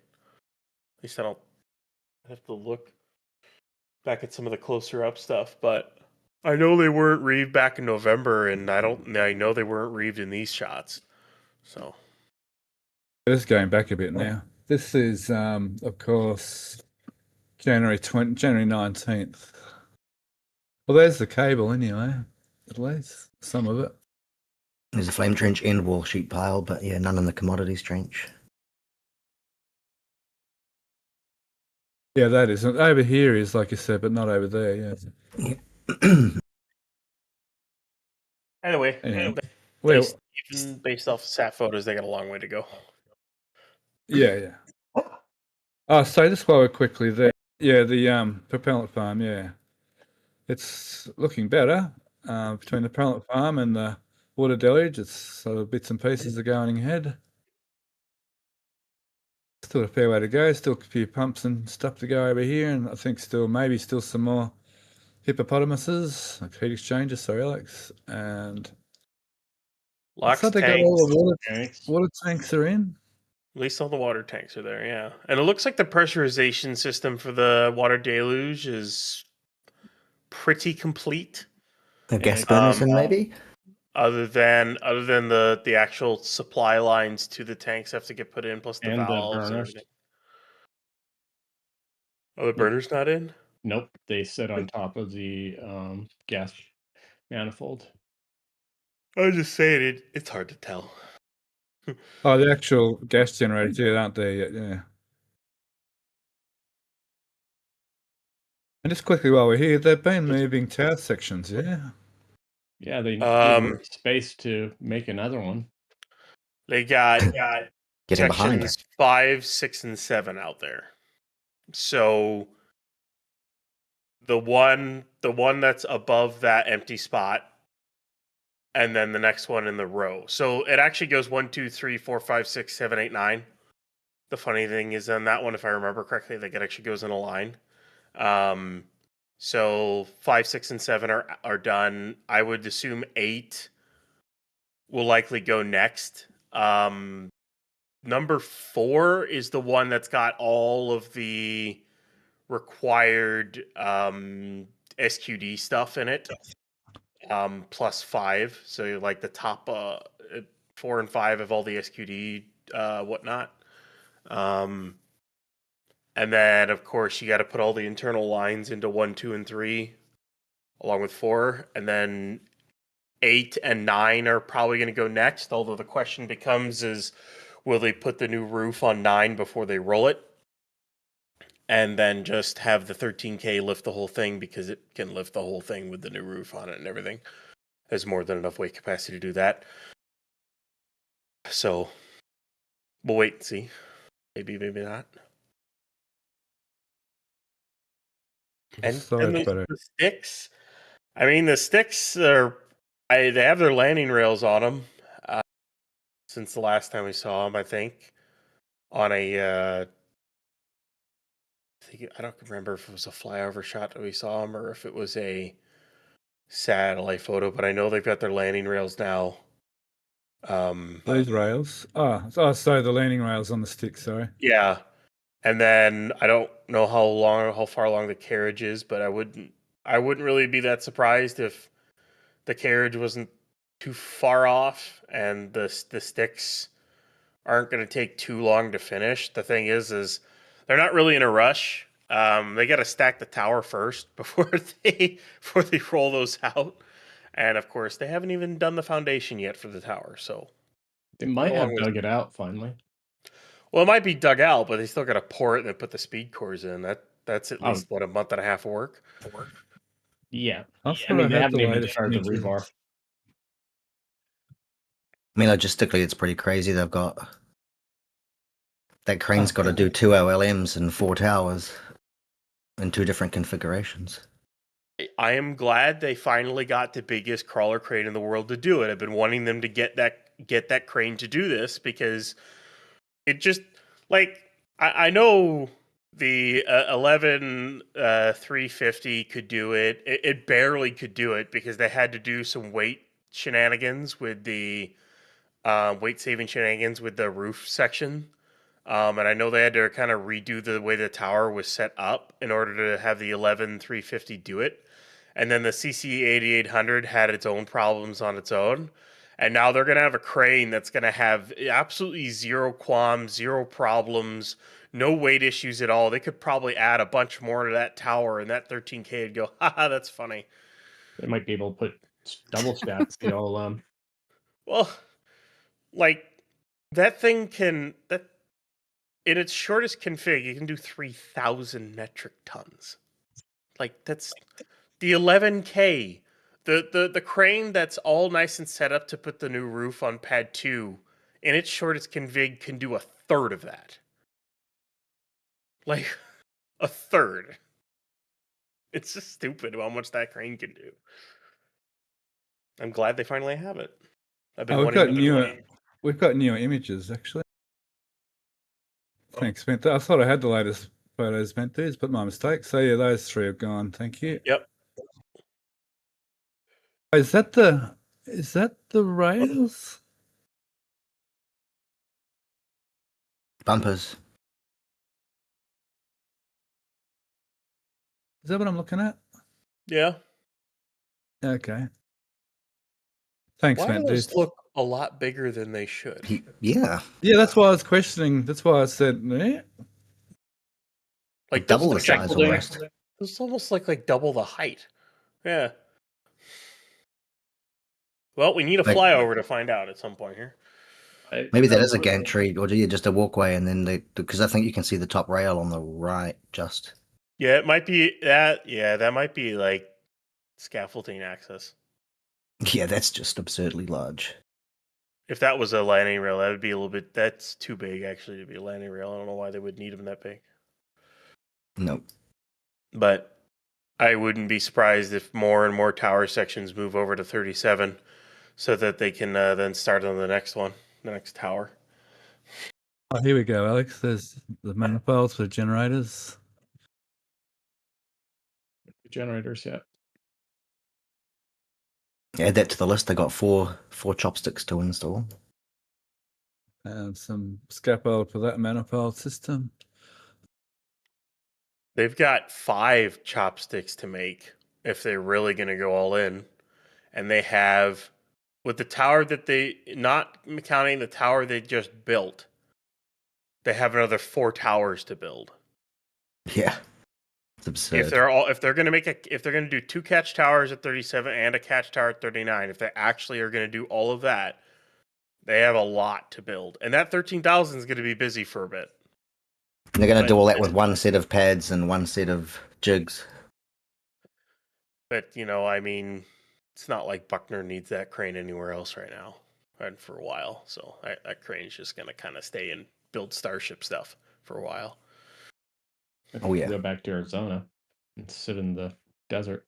Yeah, that's about the only thing it can do right now. So Buckner is more than happy to have SpaceX be using it. It won't sit around.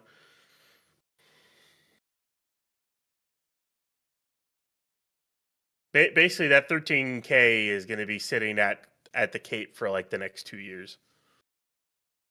So It's crazy that some projects will budget for one of those cranes to be purchased just for their construction. Okay, just to go back. Just to go back, what we were talking about before. This is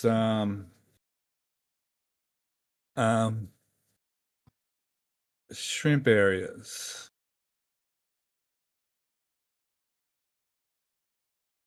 I see they're all over the place. Oh, wow. Yeah, it's a big deal down there.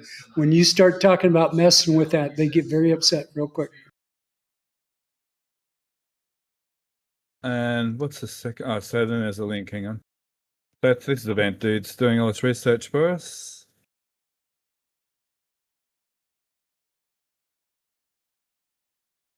Wow, it's really raining heavily.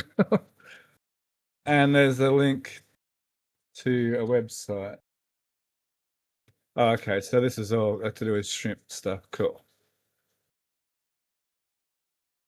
So I'll put that link in chat if people are interested in looking at that.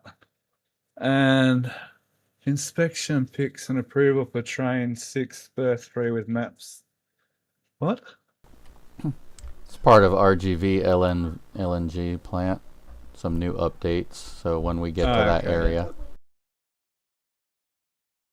Cool. I'll do that later. Okay. I feel like we kind of got. I feel like our show's a bit off the rails, but that's fine. It's all good. We're jumping backwards and forwards all over the place. That's fine. It's absolutely fine. Now I'm trying to find the Rio West photos. I don't seem to have them. Hang on. So before we go too far away, I have a couple of questions around Pad 2 at Starbase. Yep. If you're good and ready for those. The first one is from Rex Johnson. He's wondering, any idea how thick the roofing steel is on the roof addition of the tower on Pad 2? I don't remember. I think it's the same thickness as the roof itself. Plus, it'll have the cladding on it. I don't remember how thick that is off the top of my head. You probably have to try to make a comparison with a person or something if you can. With a person still plop paint? I think it's 3/4 of an inch, 0.75. Yeah, a bit of timber or something on the ground next to a piece or something. Nah, look Water for a label. bottle. Yeah, No, later. look for a label on it.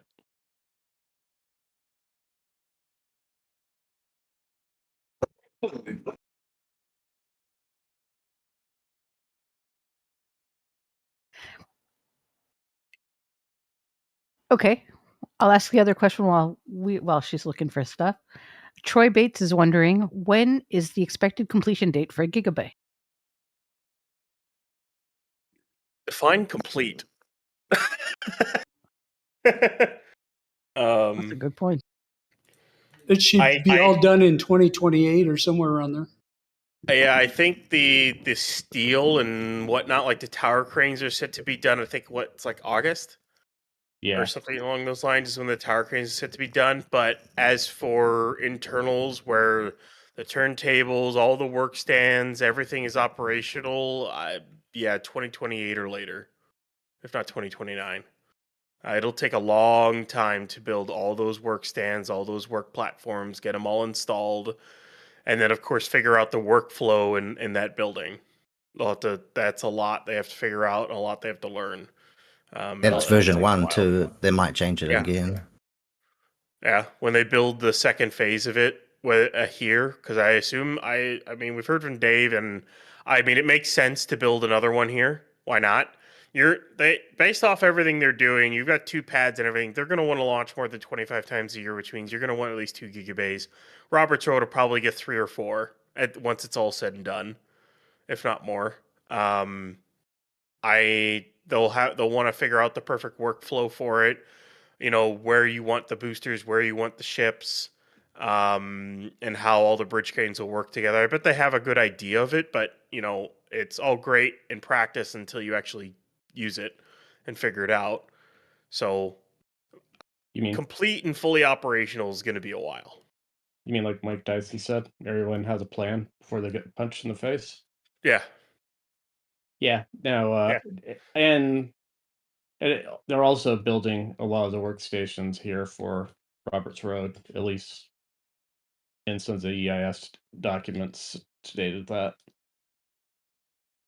Yeah, imagine, and that's the other thing too is, I mean, that's just the Gigabay here in Starbase. The Gigabay and Roberts Road won't be fully operational till they build that Star Factory, and they can't build that Star Factory until they get the permission to do all the phase 2 work on the area they bought, the area they own, where they can knock down all the trees and dewater it and all that other jazz.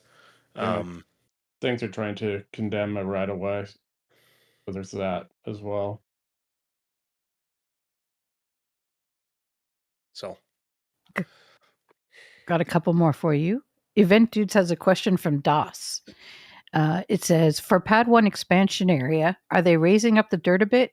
Not for hurricane purposes, but maybe it helps for normal rain? It doesn't, so far it doesn't look like, I mean, the trench is going to be deeper because just the way the pad in the tower is set up, that ratio has to be the same. OLM mount to chopsticks, that all has to keep the same ratio. They're actually finally doing compacting next to the tower, which is nice, and bring in graded fill. So, but assuming they're handling Tower 1 the same as they handled Florida, the trench has to sit a bit more than a meter deeper, just because they're the constraints of the tower for where they can have the arm mounted and the levels. It's all incestuously intertwined.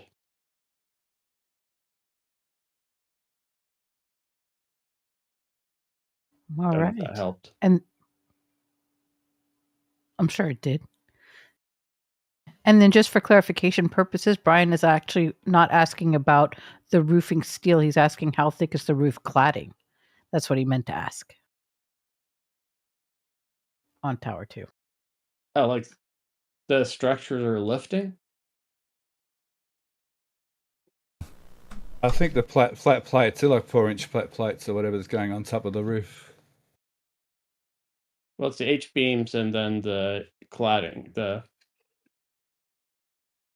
yeah, it's kind of all one piece of cladding, honestly. It's just basically what they're doing is they're adding a giant chunk of cladding to the top of the tower to protect it from exhaust issues. Exactly.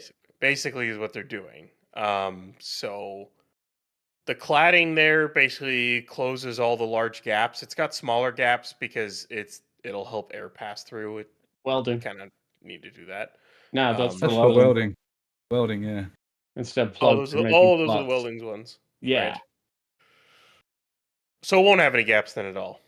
No, it's essentially the same as the grating they put covering the propellant trench. See, I'm an idiot, you know. I mean, both of us are. So it'd be like, these would be like, say, 4-inch steel, maybe 2-inch steel, maybe. Probably 3/4. 3/4 inch. Yeah. I mean, like 3/4 inch steel plate is a pretty thick steel plate. Yeah, that's 4-inch steel. Yeah, Or the top, what the? yeah, the top of the pancake is. It might only be 3/4 actually. I have to look it up. Mary had a shot way back when that had the logo on it. Yeah, you wouldn't need 4-inch. If you're gonna do a 4-inch steel plate, then you might as well just do a block of 4-inch steel and lift it up there. Wonder how The much that would weigh. The only steel on the O-lines I know of is that width is on the clamp arms. None of the And O-line structure is that size. the only thing that's thick that's in and what I think there's something. Aren't the bottoms of the bolted bottoms of the flame trench walls, aren't those like 2-inch?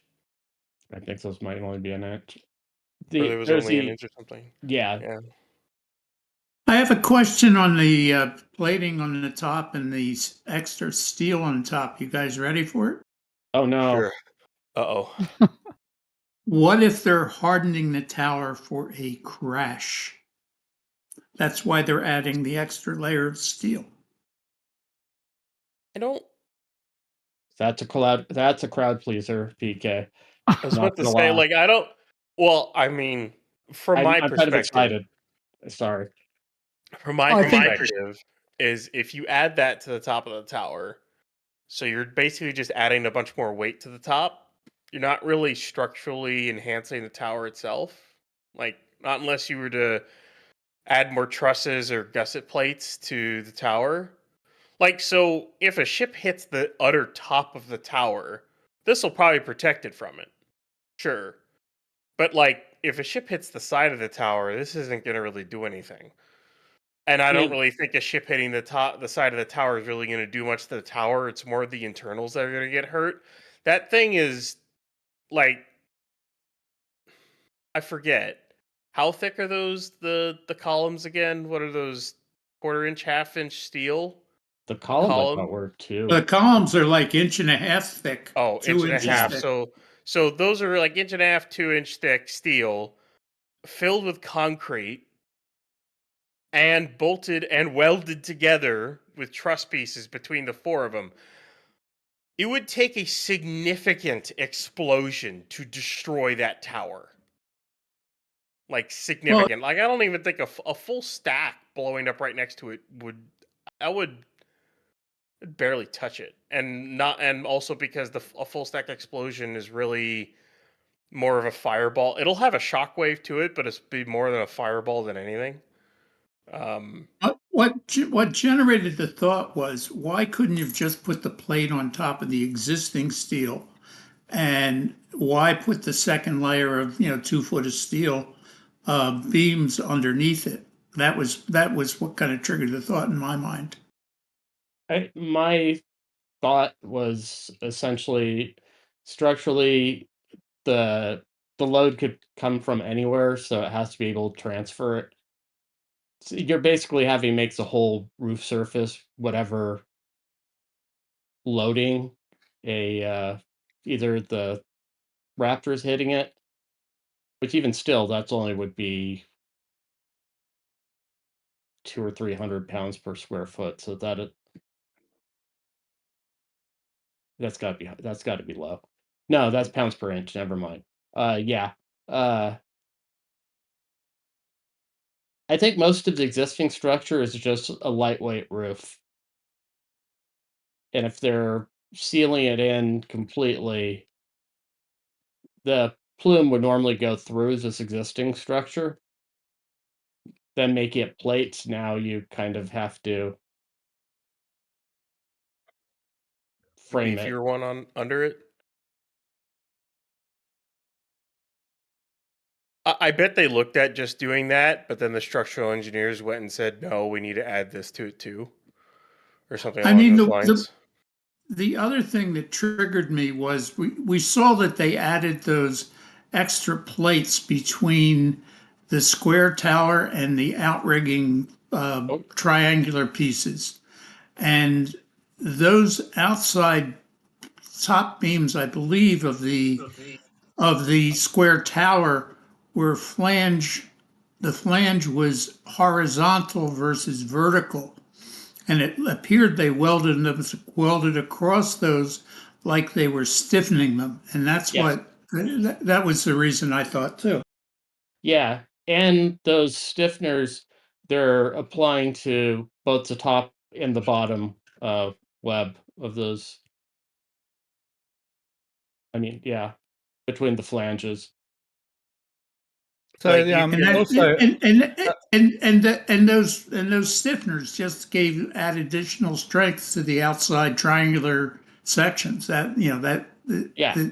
I didn't think they needed to be there other than to do that. And why would you need the outside sections strengthened just for flame diversion? I mean, the ground pressure underneath the plume is going to be whatever it's. What are the thrust? 500,000 pounds each? I forget what. you're talking if all three Raptors are running that hit that tower directly, depending on, of course, how high up the Raptors are and relative to the tower. Each Raptor is going to be running. They're running at 250 tons on the R3s to start, maybe a little bit higher, depending. And that's, and that's max. That's max power though. So I would do 200. Have that because they'll probably be running at 50%. I'm not gonna lie. A lot of the structural work they did here is just a lot of it's brute force. Especially looking at the frameworks they're putting. another thing too, Alex, is at the moment the load here is on the side of these columns. When they put the new roof on, the load's going to be transferred to the top of the columns, isn't it? I mean, it all transfers eventually heads down. I mean, but it's not like shear on the side. It's actually going to be sitting on top. Wouldn't that be stronger than like the shear attachment here? It looks like they're kind of attaching it to the entire sub. I don't think they're attaching it as 4-point loads. Okay. The way they're reinforcing this existing structure, if it was going to be basically freestanding, only being held by the 4 posts, you wouldn't really need to do all of this, unless that claddings that they're hanging between is going to have a ridiculous. It's engineered for quite a bit. Cool. And looking at the framing of that structure, it doesn't. It kind of looks more that it doesn't seem to suggest that and I guess you do have those 4 points. So, and the cantilevers. So yeah, it could just be sitting on those 4, transferring all its load to those 4 columns. And then the doublers are strictly for the side cladding. Cool. Yeah, I Alrighty. mean, that makes a lot more sense, but. What, me makes sense? Come on, you kidding? What? I mean, you're smarter than you give yourself credit for. We just had a little drama just then, trying to put a cat in the car in a cage, and it's raining like cats and dogs, and there's water and there's cats and there's cars and there's all sorts of things going on. Poor cat, it's not having a good day. He's off to have a vet check. Now, say a build site. So I'm soaking wet now, by the way, which is fine. It's not hot. It's middle of summer, so I'm not cold. Launch site. We've had another couple of water deluge tests. We haven't seen the top plate get tested again, have we? Just mainly underneath. It's interesting, that whole top tower thing. I'm glad you had that little discussion then. Awesome. It's very good food for thought, PK. A ship accidentally landing, crashing on the top. Yeah. I guess it's worth thinking about. They're going to hoist one of those 1220s and set it on top of the tower run. You never know, one of those ones with a feather might get lost and look for a place to land. You know what? You know what they're doing this for, Alex? You know what they're doing this for? I'm scared. They're finally going to put a crane at the top of the tower to lift ships and boosters onto the mount. Genius. That's what Like the this is BFC crane from years ago. for. Yeah. Yeah. Remember that idea? That's what they're doing Yep. now. Chopsticks, no. Them removing that stab, the chopsticks are done. They're no longer doing that anymore. They won't do that. They're going to catch it with the crane and lift it with the crane. That's how they're doing it. So, yeah. They're gonna Is put that the more something you like know. is that something like a helicopter catch? Yeah. Yeah, like the Ooh. old Saturn 5 days. Wait. No, Or Rocket Lab. like the old Rocket Rocket Lab. Lab days. They're The gonna Saturn 5 one was cooler. I'm sorry. wait, Ryan. They're gonna put 2 other towers, and then they're gonna string the cables and catch it Ooh. like the Chinese are Like a doing. spider web. Yeah, big net. There's that. The Long March 9 or 10, the one that they have that crazy cable It's the system. 10. I think it's the 10. Yeah. I mean, I hope it works. So steampunk.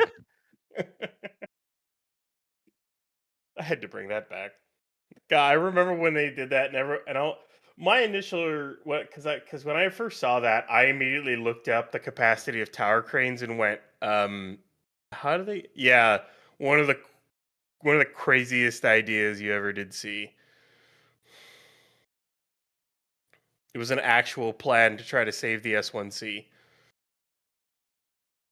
I did not know that. There you go. I was 3 years old when I learned that was actually a thing. The 60s. It was an idea to save the S1C and reuse it. It was the only one out of the stages they could try to save. The S2 and the S4B. Well, they couldn't save the S4B. That had to do the TLI, and the S2 was usually way too high in altitude and would burn up. So the only one that was low enough to try to save was the S1C. Which it would have been amazing if they were even remotely able to save those tankages.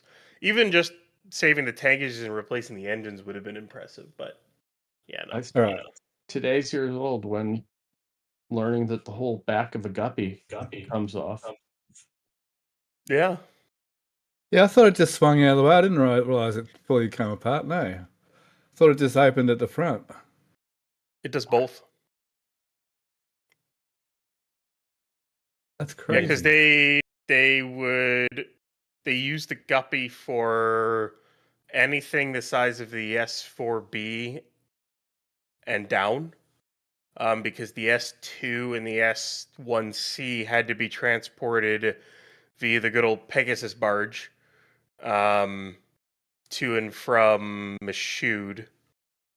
And then, of course, that Pegasus barge was then used for the external tankages of the shuttle.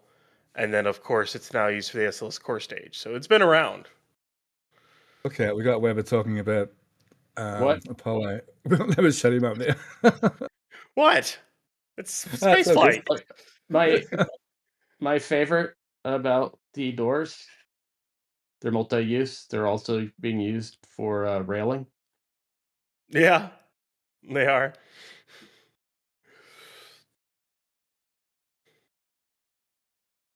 Sorry, what? I love how we can see when they're open and closed now. It's awesome. It's actually really cool. They're using them being open so they don't have to put the scaffold ring. Oh, gotcha. They're basically, they're railing to the inner ring. The outer ring, you just don't walk near it, that's all. Oh, you just put your safety straps on out there. Yeah. Like this guy has. Isn't there? You're kidding, because I mean there is room in there, isn't there, to fall through anyway? Right, but they could just put the barrier between the doors. Yep. Alrighty. All right, back on track. Where are we up to? We really want to talk about Rio West, I thought. So we'll go over there now. We'll come back to. Well, if there's any questions about any of these sites we've been over, we'll come back. Now, Matt, what was the story? They're just bringing in lots of materials. There's a lot of stuff there on the road, and there's a bunch of boxes of stuff down in that one. Yep. And there's a whole bunch of stuff in the other one right to the right there. So I'm just seeing a lot of new stuff starting to show up. So I don't know if that's like finishing materials or if that's going to be for the start of the next area. Finishing materials or it's starting materials? Yeah, I see what you're saying for sure.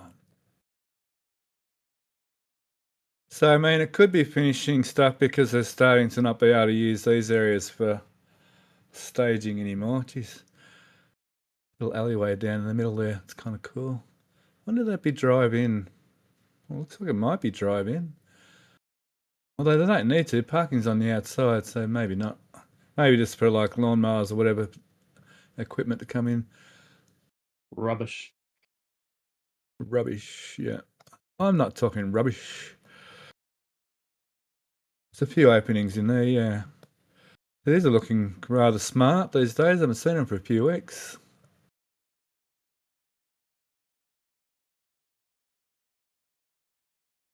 Looking really nice. How's... Oh, these are all finished up over this side. How's Chompy's going? Are we ever close to one? I don't know.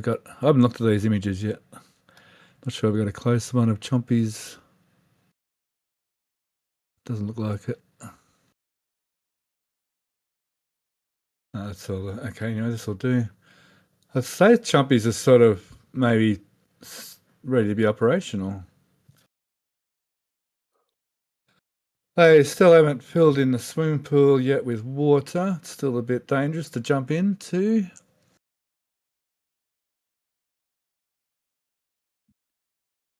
You all see those memes when people jump in the pools when they're empty, I guess.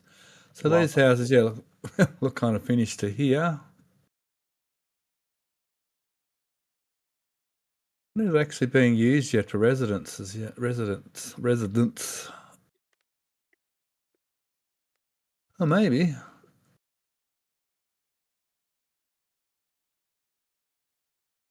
They might be already being used. I'm wondering if they're using AstroTurf down there. Instead of just turf, or sod you like to call it. I don't know, I think maybe sod. Turf. Because some areas just look so green compared to others. Yeah, I don't know. Maybe, I don't know. I would hazard to guess that they're using turf rather than AstroTurf. The left little gardens, did they? That over this side? No. Oh, maybe they did. Oh, they did too, yeah. Little gardens. Gee, that's a big garden to maintain, isn't it? Imagine having that much garden to maintain. I'm on 10 acres, so I find this very amusingly tiny. What kind of acres? What kind of acres? They're pretty brown and dry right now, but we've had nearly 3 inches of rain 3 days ago, and we'll have another probably a couple of inches today, so it's greening up. But aren't acres aren't there like hectares and there's like not a couple different a hectare is 2.5 acres. I don't know. Oh, hectares. I don't know. I'm just going by normal acres. As far as bling, is it? Bing? Yeah, an acre is basically, a square acre is like 202 by 202 feet. Yeah, it's like 40-some thousand square foot. Yeah, I think it's around 41 or 42, something like that. Yeah. I'm on 10 acres also. Yeah, Lots of steel. They've added, I got an idea they've added more tower sections ready for the climb in the next few weeks. So not much really changed on, I suppose lots of steel will be coming and going again as they go up to the next level. There's the cars. More steel, more steel. Steel. More steel.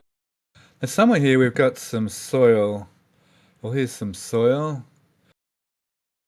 Soil. Dirt, whatever.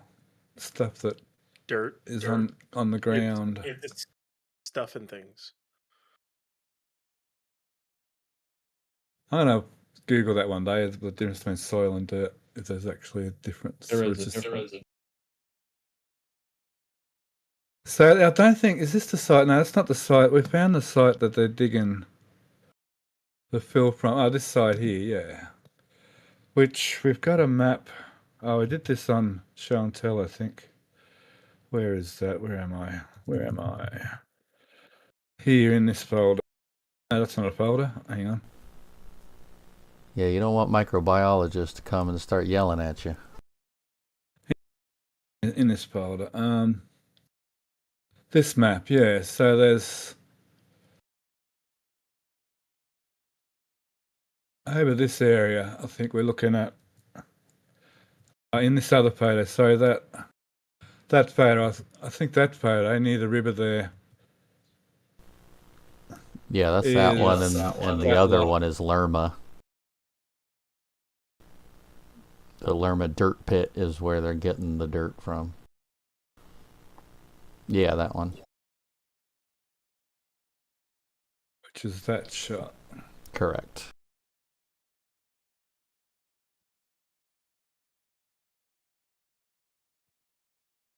So that, where are we?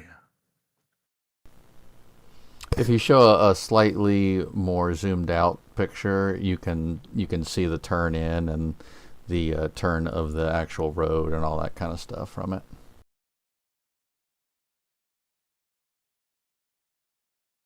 Oh, that's that turn in, yeah.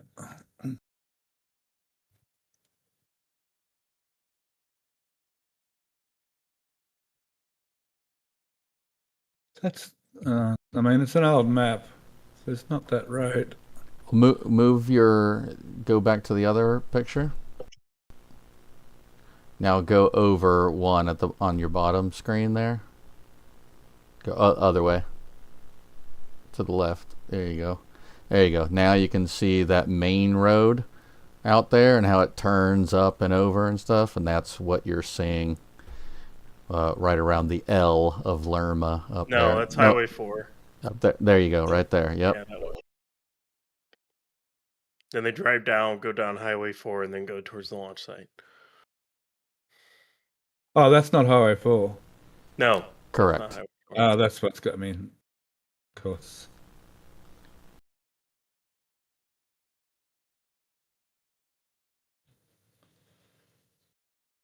Ah, I get you. Yep. Looking from here that way. Cool. Glad I sorted that out. Okay, so that's the dirt. There's the concrete batch plant. I'll quickly go through these. So a bit more of a bigger picture. Over here, so that's the river. Oh, there's Masses. Cool. And this is Highway 4. Looks like an old airstrip there, but it's obviously not. Oh, that's the other steel lot. Oh, that's where they just didn't quite get to dig that channel. They cleared everything, but didn't actually dig it. Oh, and that was going to meet up with the river again. Or maybe that was going to be the other end where it drained back into the river.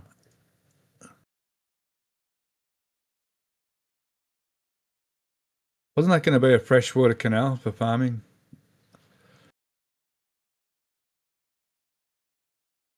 Oh, crickets. No idea.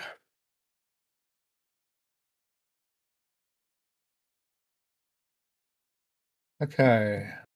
Soil is living, breathing ecosystem containing organic matter, microorganisms, minerals, air, water, essential for plant growth. Conversely, dirt is dead soil, inorganic, mineral-like sand, clay, or rocks, and lacks nutrients and biological activity, often described as displaced, nutrient-void soil. Soil is structural and Fertile soil is structured and fertile, while dirt is generally powdery and incapable of supporting plants.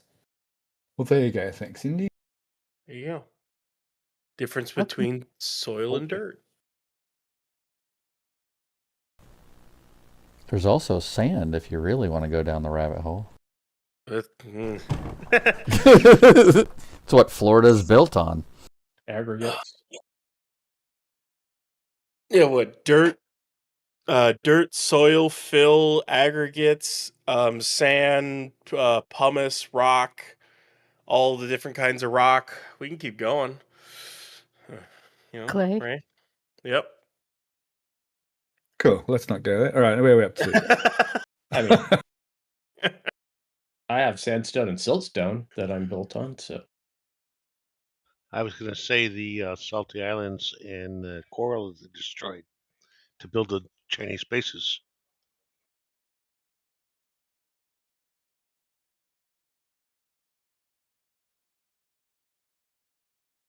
All right. Alrighty. All right, so what are you doing down there? Things. Parking. Jeez, I've done it. There's anywhere they can do the expansion, it looks like they've started. Yeah. Yeah, they started getting there. They'll get that'll all happen soon enough. Whoa, bright lights. It's a bit bright. Okay, let's go to Ad Astra. Oh, is that some tarmac? Asphalt? Asphalt? Tarmac? Isn't it? Go on, someone's going to tell us the difference between tarmac and asphalt now.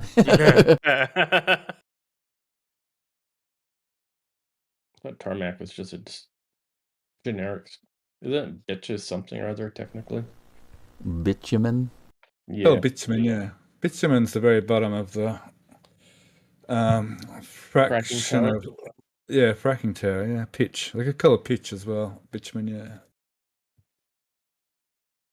You put some pitch on the roof. I used to get it in a can, get some old cotton sheets and rip it into squares, put some pitch on the corrugated iron, slap some cotton sheets on it, slap some more pitch over the top, and you got yourself seal.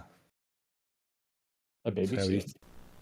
We did that we did done that out in the bush. Did the job. Okay. Looks like most of Cranex is sitting in the lot here. Is the heel still here? I thought it was heading up to get maintained.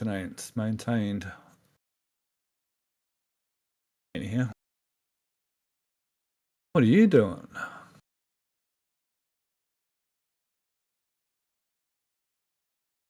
You're not rebuilding that crane, are you? No. What?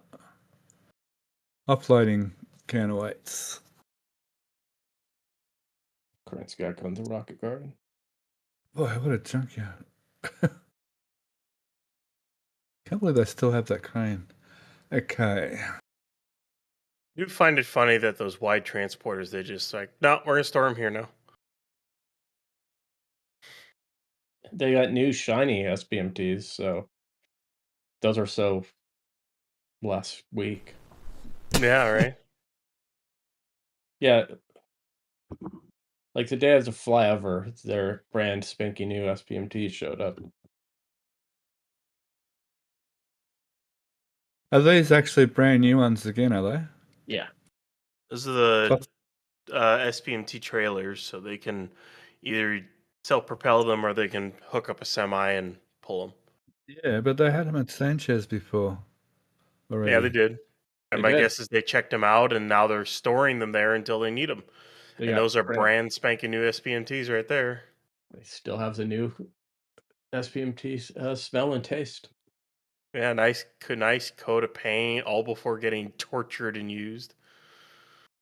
So new SPMTs, but older trailer SPMTs. Well, I wouldn't call those old. Those are brand new. Those are new as like a couple of weeks.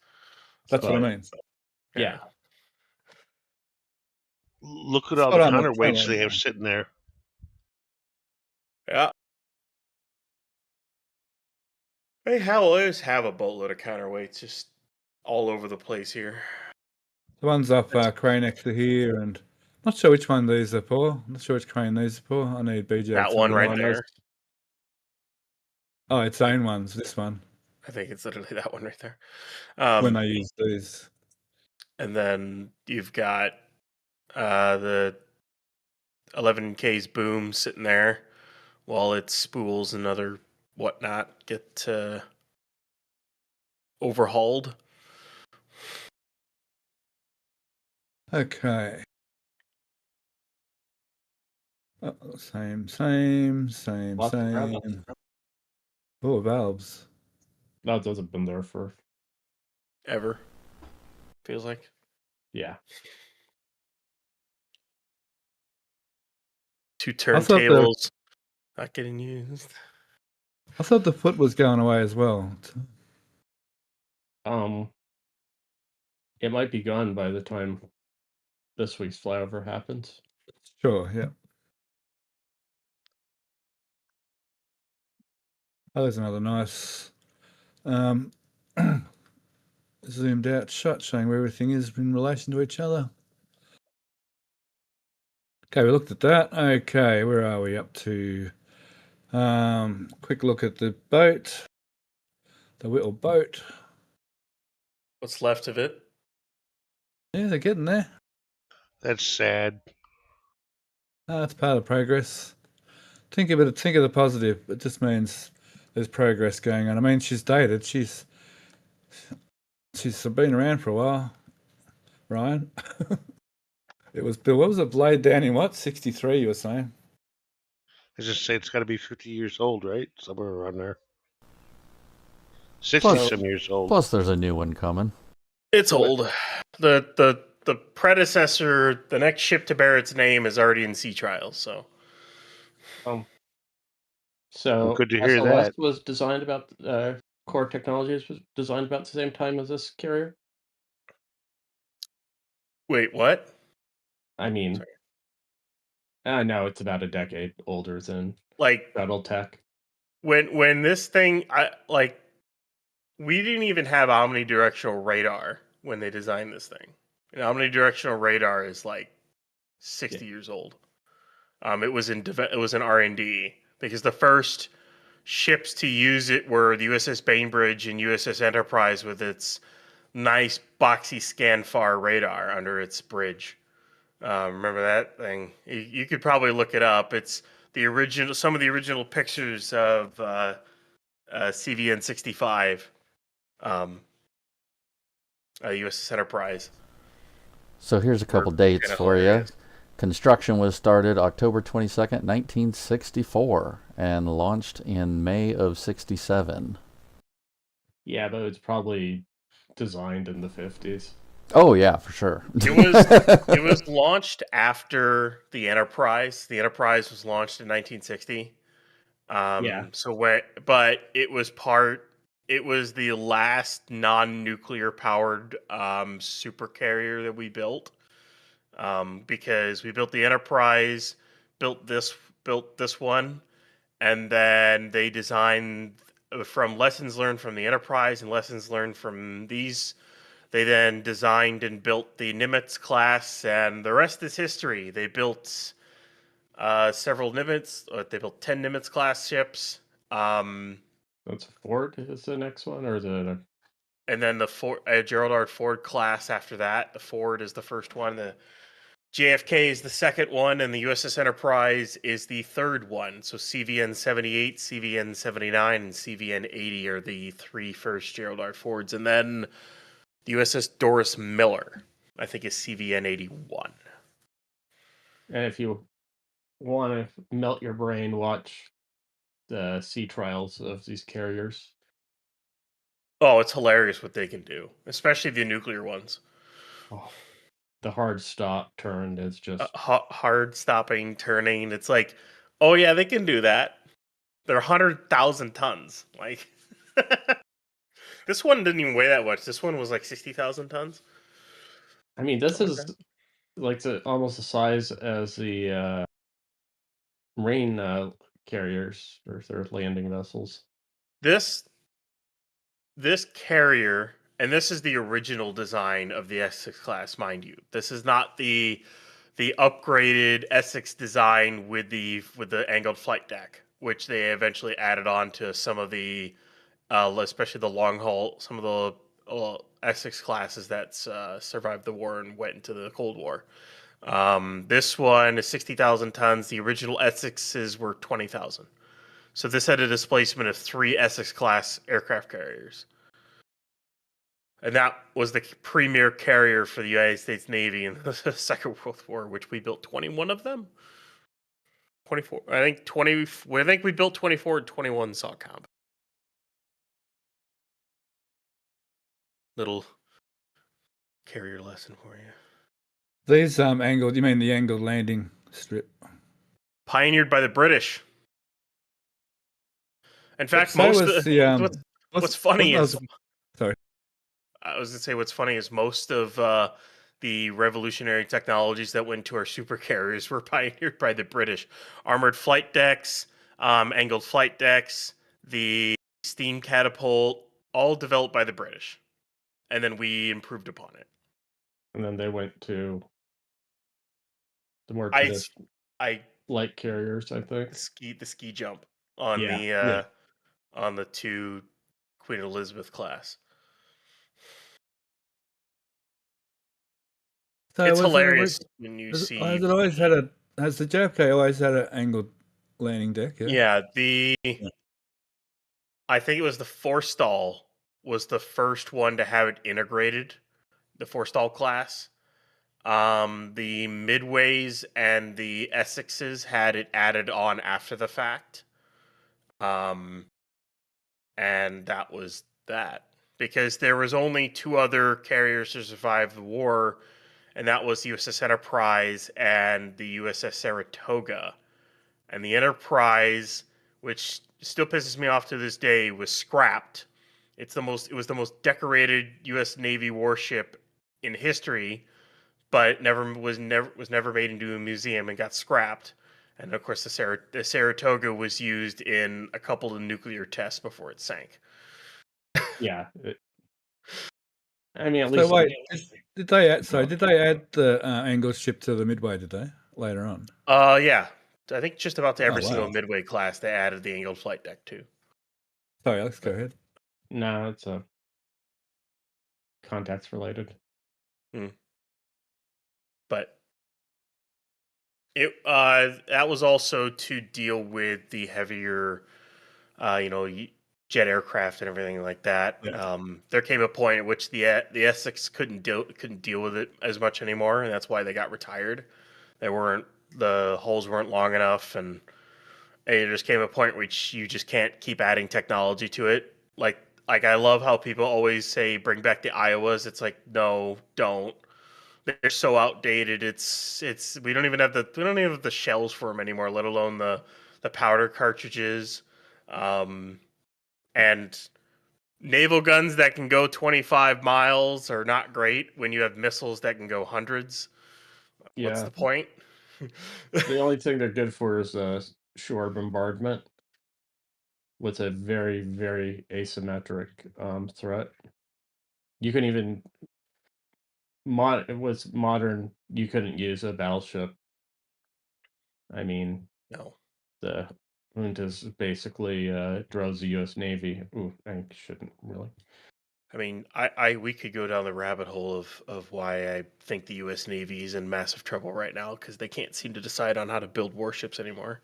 That plus the U.S. Congress, but yeah, I did have one Navy question for you though, Ryan. Is battleships now obsolete? Basically, completely. They were obsolete at World War II. No, which ones? Yes. Sorry, battleships.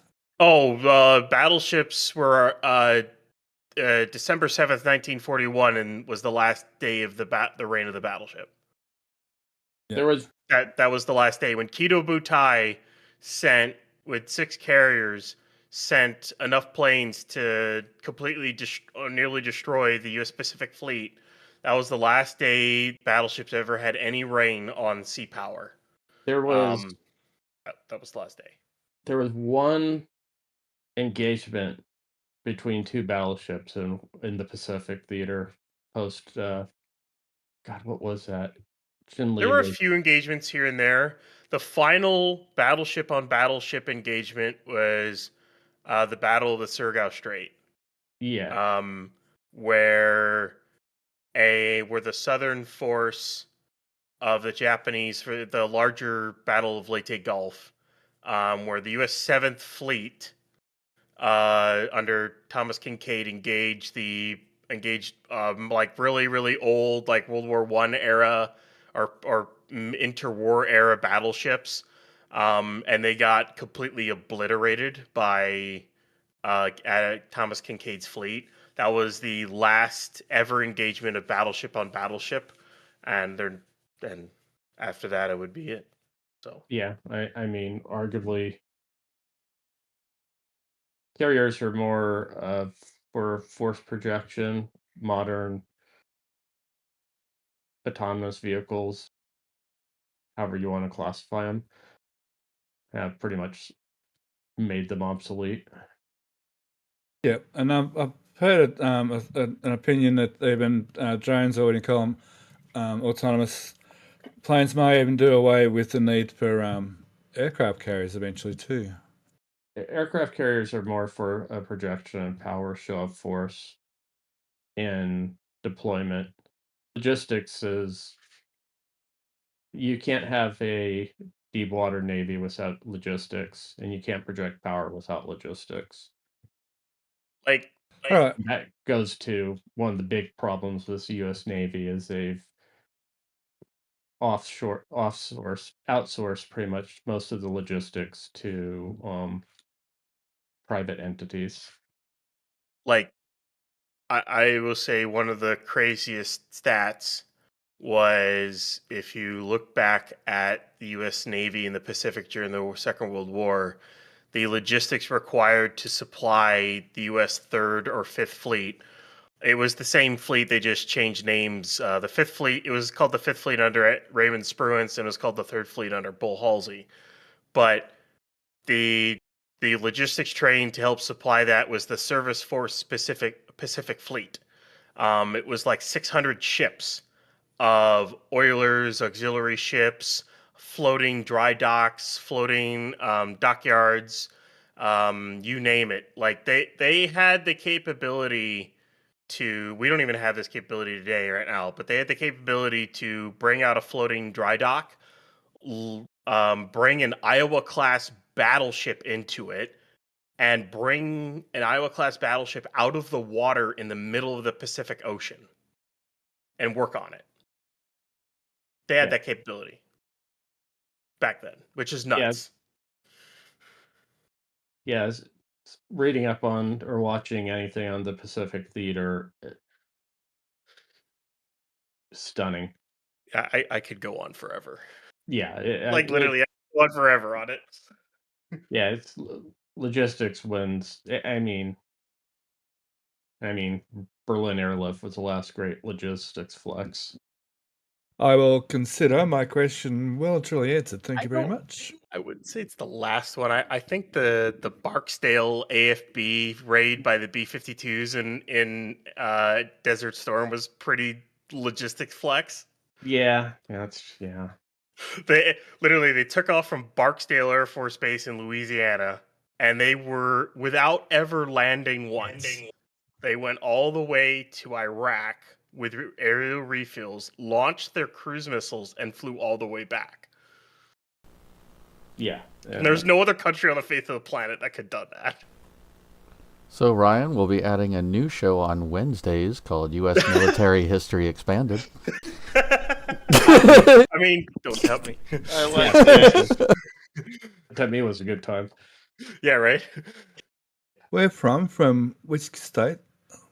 Louisiana, Barksdale Air Force Base in Louisiana. And they flew all the way across the Atlantic, all the way across the Mediterranean, went to just about to Lebanon, Syria, where they then launched down, where they then launched their cruise missiles, and then they flew all the way back.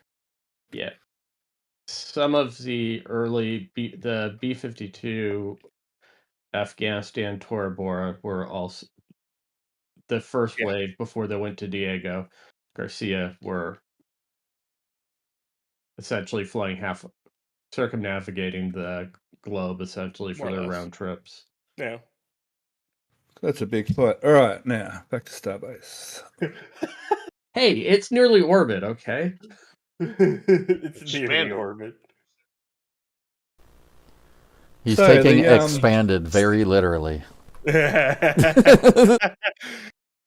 That's fine. You got. Hey, you asked the question, so you Yeah. know. Then here's the thing: you ask a question, and it's me and Alex.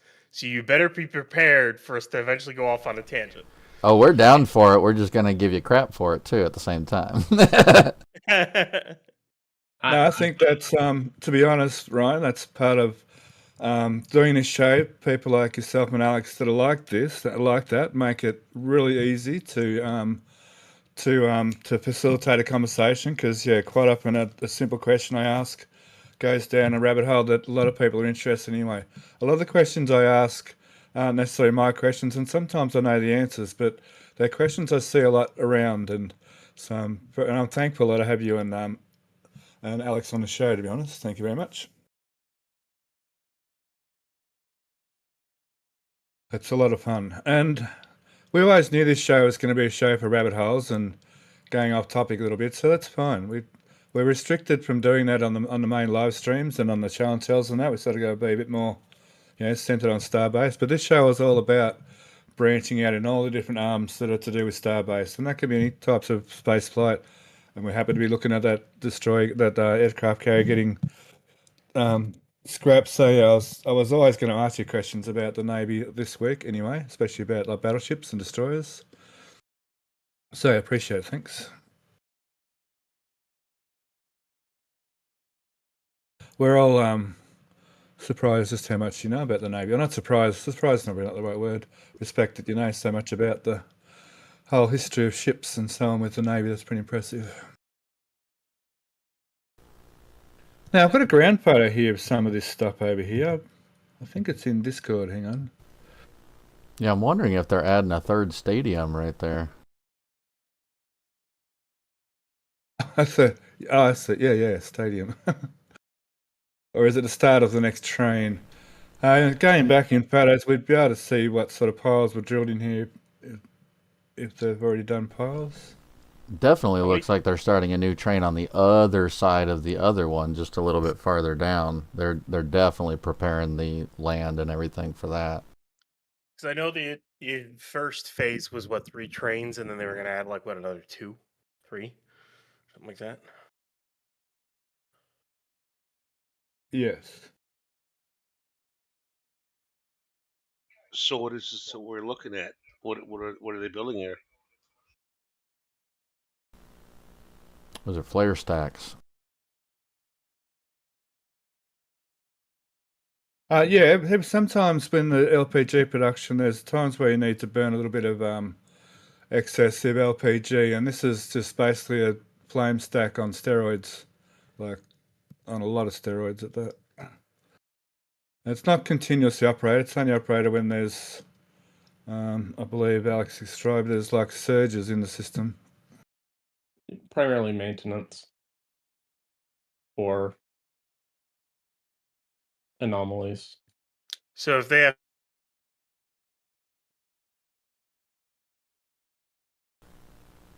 Well, because of the size. basically. You cut out, Ryan. I was going to say, basically what they do is if they have to work on it, for whatever reason, if they have to dump all the lines in the system, they just route it here and burn it off. Yeah. Yeah. Yeah, if you look at that space just to the left of that, Steph, it does look, it's the same size as that, but it's too small to be another train. Like if you look all the way off to the left, just on the other side of that train, yep, they're definitely preparing that area right now. It's insane how big this is, considering what they're doing with it. It's just nuts. It's like, oh, there's your Steph- commodities trench. Oh, but it's not a trench. It's a massive like structure of pipes. Like, Where is all the natural gas coming from? Is it being delivered there, or are they bringing it out of the ground? There's there's 2 pipelines feeding it.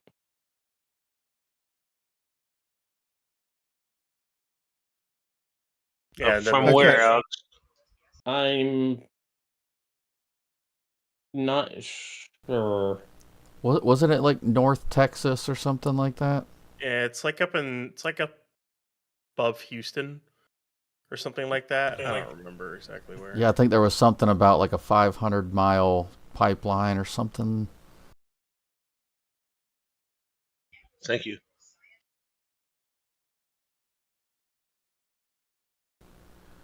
I know we There's a couple of talked big- about it like 3 or 4 weeks back. I just don't remember the exact details.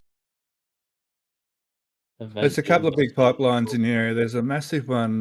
Where are we? There's a massive one comes down through here and it's off the coast and goes down to Mexico. And they're coming from gas fields further north in Texas and so forth. There's already natural gas infrastructure down here already. I think it goes through, by memory, Alaska doesn't go through here somewhere and goes out to the ocean out here somewhere. Mexico has a very large oil field in that area, yes. But that's not supplying this. I don't believe that's supplying this site. No. There's a pipeline out the front of this site running along the road here. It says the new power lines are actually showing up in this image. And comes from over there somewhere. All right. This is inside of the tank, I guess. Tank 1 inner wall. And that's with the roof already raised, I guess. Yeah. These came from Event Dudes. Where did you get them from?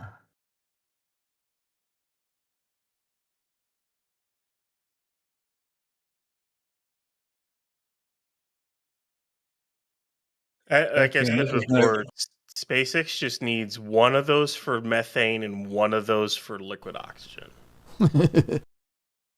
Oh, look at the layers of insulation. Wow. So they've still got to put a floor in here. So the floor is formed after the walls are put up. What are those round things with the gold sticking out of them? Just material. It's a layer. See up here, it's just a layer. And there's some insulation. And a layer, insulation, layer, insulation, layer. Down to bare concrete and then material. Remember now, the tank's minus. Remember that the bottom of that tank's what 200. That tank's 256 minus something. Yeah. It's cold, so insulation makes sense.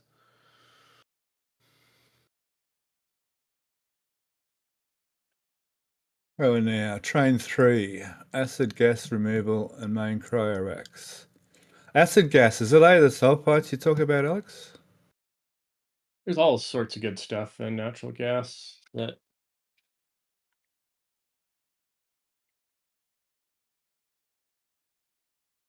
The massive cranes. Yeah, it makes Starbase look like nothing with the amount of cranes they put here. what size can you read the bumper on that flange?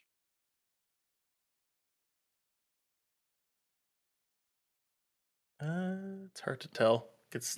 Can I have more pixels, please? Yes. Yes. This will 300 million flow. Gonna take me a while to get that order ready. Okay, got me that. That was all the pixels they had in that photo. Sorry. Darn it. Message Was you a couple Mauricio things, on the- Steph. My, sorry. My youth is coming back looking at the time burn in on the picture. Yeah, These are that reminds me of the old days. Oh man, Film cameras. yeah, or just even like Kodiaks.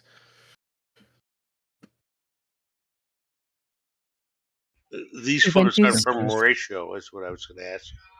No. These are from an. Rex and chat. Go on. I was gonna go ahead, Andy. It's fine. I was just going to say, Event Dude's Rex in chat suggests that we should rename you Info Dude instead of Event Dude because you're so full of knowledge and very helpful. Absolutely. Check your messages, Steph. And then go ahead, Webby, you were saying? Oh, it's not. Never mind. Forgot what I was Small. gonna say. So there you go. The small motor. Just small. Is that electric? Yeah, that's like the blue thing at the FU. So the windings, so that the diameter of the motor is obviously just in there. I believe it's cooling on top for the motor. Yeah. Because it's high voltage, that's what's tricking me. The Yeah. amount of kilowatts you say and the diameter, it wasn't making sense, so I tweaked back to the voltage. A lot of these industrial motors run way above your 380 volts. Or like almost 20K, I think, some of them. It looks like they're all indoors. There's a apron above there, right in your picture. So where's the string? Compressor string. On train one. What's the string? Is that the string of like air passages? Is what's the word string mean? I believe, yeah, it's for the stages. Cool.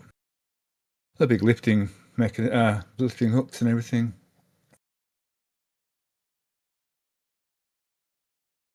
Cool. That's so that's similar to what we see at Starbase. There's an electric motor and a compressor stage. Yeah.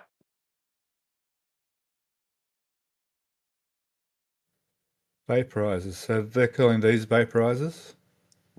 Yeah. Kettle boilers. They're vaporizing. Yeah. Reboilers. I mean, Put one of those at the launch site. Let's say those are huge. there is Yeah. one at the launch site. It's in the cold box.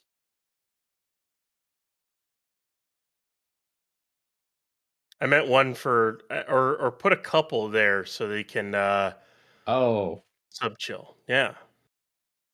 Yeah. That's pad 1's upgrade, right? I hope.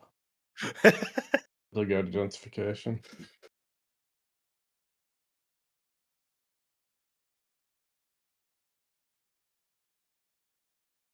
So once again to make things colder, yeah? To exchange heat. Yes. Yep. So, question, Stephanie. These are tubes that like have bunch of tubes going through them, like a radiator, at different levels, and then they pump stuff through it to cool it or heat it, maybe. This is like an overgrown size of a hippo, basically, isn't it? You've got an outer vessel with a basically like a locomotive steam train, pipes going through the middle, and they in the bottom here they run things like nitrogen, and when you boil nitrogen, it removes. You can't say it makes things colder. It removes a lot of heat energy. And in turn, which means they can cool. So there's two flows here. There's a flow of nitrogen and there's a flow of LNG. So the LNG runs through. Being done with LNG. I don't think. Are you using LNG in the bottom too? Yep. Okay, cool. Yep. You can do. It's like you reduce the pressure and it'll boil at a lower temperature. Yeah, yeah. You're saying something similar that happens at the ASUs too, I believe. Yep. High pressure, lower pressure stage. Yeah. Pretty much all of it. You're playing with partial pressures and saturation pressures. Now, finally, the photo I was looking for is the flares.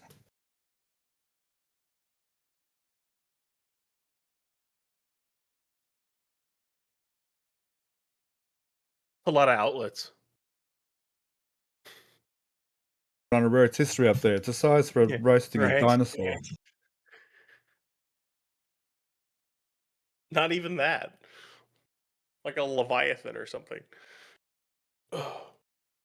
Modzilla. A Brumac. There you go. For anyone who gets the reference. A dragon. All right. Yes, that's players A and B. So they're those. Now, where were we with that photo? These. They were these things. The question was. So yeah, these burn off gas when they're not using it properly for whatever reason. So this site, it's going like we've got train. The second train's getting well and truly populated. The first train still looks like it's got a million things still to be done to it.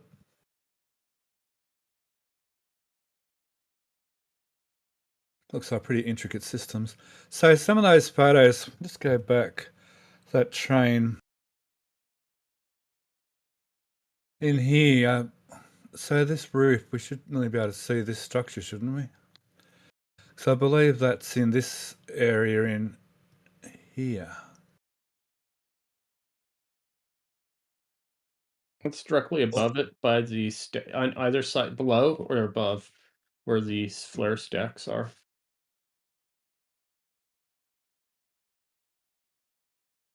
Down in here.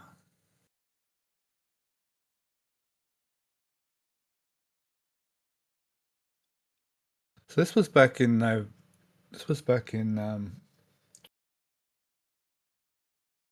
was this back in?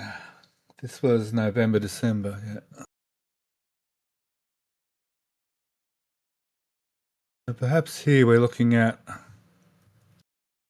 these in here. Or is it the other side? No, they're all vertical. The A-frames are running perpendicular, right below the flare stack, directly below the big flare stack. Oh, gotcha. Yeah, gotcha. I see it now. Sorry, I totally didn't get that.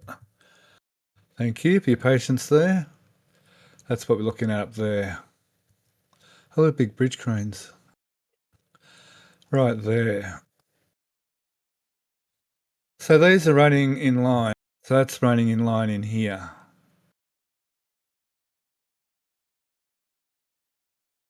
Little warehouse to work on stuff with. Oh. Sorry, that took me way too long to work out my bearings there. Thank you, Alex. Nice.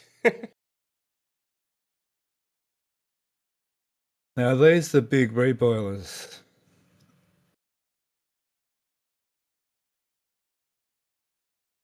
That frame in the background. Yeah, and they're in various stages. Well, now I see it. I can't unsee it. It's clear as bloody day. Jeez. And there. Some days, I tell you. Cool. Yeah, my favorite column. If go to the left, right there, to the left, directly across the skinny with the big bulb on top.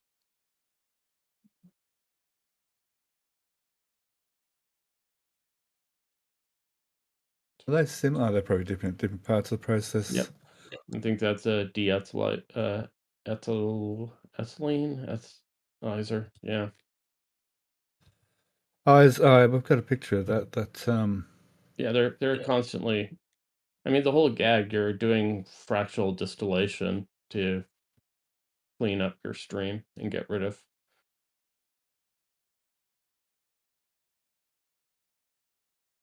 Get rid of things you don't want. Question for you: when you get a chance. Sure. Is this plant just for natural gas, or is it other things they're getting out of there? Just natural gas. Thank you. They're We're taking natural gas out of pipeline, liquefying it, and putting it here on a boat and sending it up to, where are you guys sending yours to? Europe, is it? This is Europe, and Yeah. the train is probably specifically engineered for the feedstock or whatever. So mixture. what goes Yeah. into the boat is liquid? Yep. Mm-hmm. Okay. Those so natural gas comes in, goes to the trains, comes out, goes into those tanks. Those tanks both will hold all liquid natural gas, so LNG. Ships come in, dock, get fully loaded with LNG, and then go off to very likely Europe to help Europe get independence off Russia. Is kind of what this is mostly helping with. And it'll just be a constant stream of ships going to Europe and maybe other places as well. But none of this is destined for Starship at all. Starship will get it. Will have to get its own natural gas pipeline, its own liquefaction, but that's not that hard to do. The scale at which they need to do it is significantly smaller than what this is. This is millions and millions of tons per year. Starship does not need that, not even remotely close. At least not out of not per launch pad. I know Elon has talked about his 10,000 launches a year. Good luck with that. You're not ever doing that. It's not happening. I'm sorry, it's not happening. Don't keep dreaming. Not with But Starship, at least. yeah, no. The propel like. Could they have enough ships? Sure. Could they have enough pads? Sure. The logistics problem is your propellant with that. Like, okay. Yeah, but that's solvable. Logistics is solvable. Yeah, it's just the amount. I mean, that's one, like, Air Liquid just made a 9,000 ton a day LOX ASU. So there's your lock. That's one ASU can provide you your LOX for, I think, that many launches. It's not that. That would It's be 2 launches a day, but they want to do it every hour. So a LOX. Yeah, but I mean, that's just one plant. I mean, you can make they scale from there. The issue is there actual needed capacity, because at some point figuring out how to build things in space is going to be, well, I mean, the gravity well is not a long-term solution for pulling. The only thing you could pull up would be like your CPU chips, stuff that you couldn't make in space. But bringing up raw materials to space is just a resource. You're just lighting resources on fire. that's why I mean, I've always said that, and I maintain it. I think Starship is useless to go between planets. It is horribly optimized to do such a thing. It's Um, only thing it's good for. Oh, go on. Sorry. I was gonna say what Starship needs to do is for the first part to initially start something on the moon and Mars. Sure, Starship will work. It'll work. I wouldn't even call it adequate, but it'll work.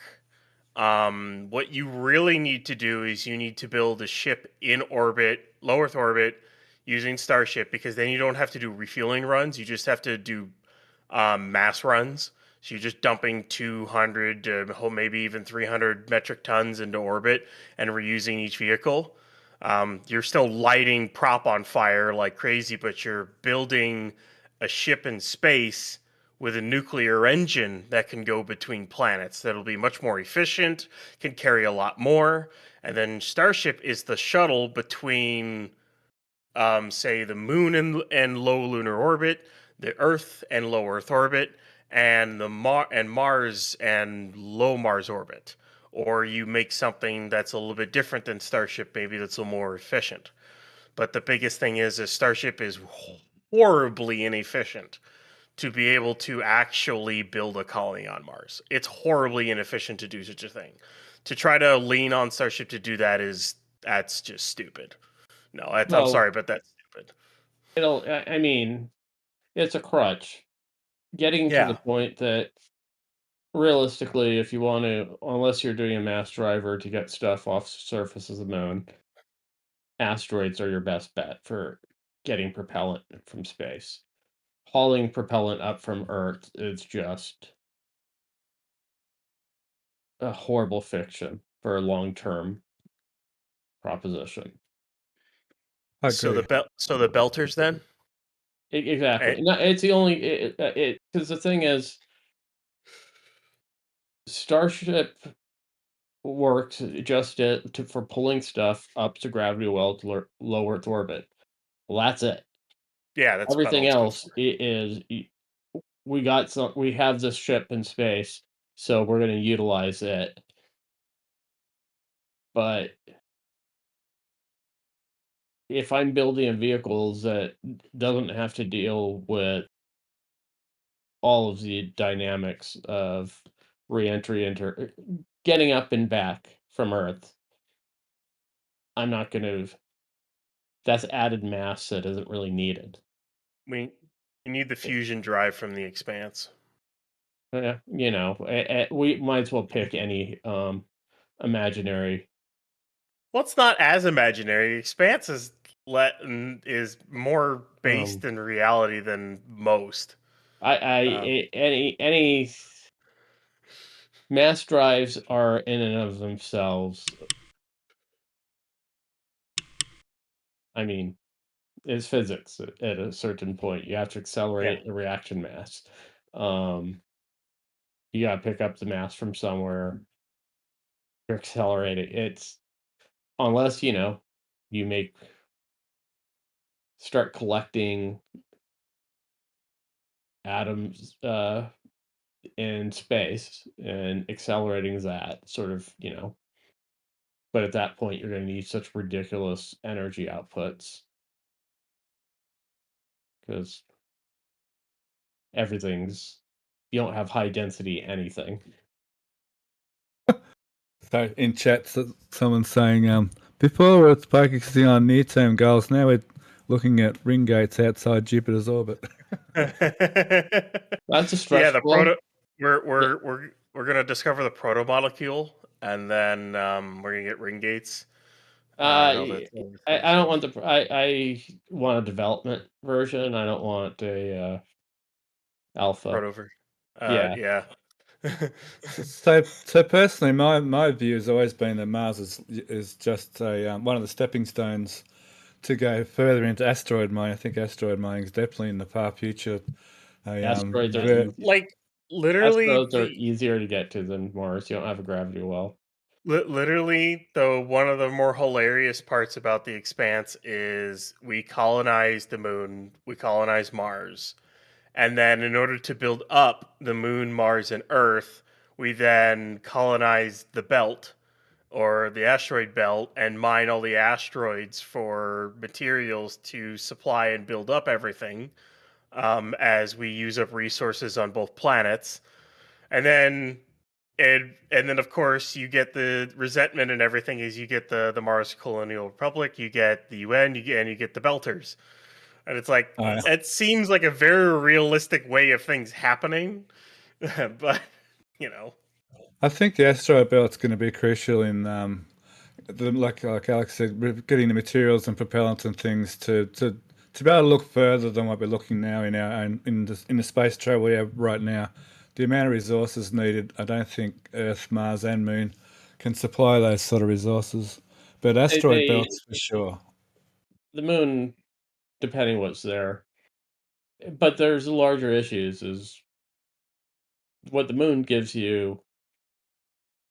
You have low gravity. None of our smelting in 0G. Good luck with that. Well, they don't necessarily have to, these things, technology catches up, rotating things. I guess, and also the important thing is not just because Earth's limited resources, but to get the resource industry off the planet. As soon as we can start, mining asteroids, we don't have to take such a toll on Earth as a place to get resources.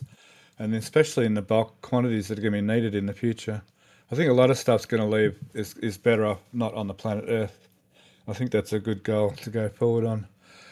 Man, you guys go down massive rabbit holes. Oh, that's cool. Yeah, just stay away from the gas giants. That's the more humorous thing for me in the Expanse. Alrighty, so let's just quickly run along the rest of these photos. So there's a train, there's a couple more trains to go. Yeah, gas, liquid, ships, hasta la vista. And yeah, there's 2 docks for ships, and there's going to be 4 tanks here. Eventually, yeah, do we have any more? Oh, that's all going to be electrical. That's all going to be electrical. I'd say we're right. The high voltage is going to come in over the top, and all the big gear is going to be out here. This is just minor distribution set, I think. I thought those were high voltage circuit breakers myself, but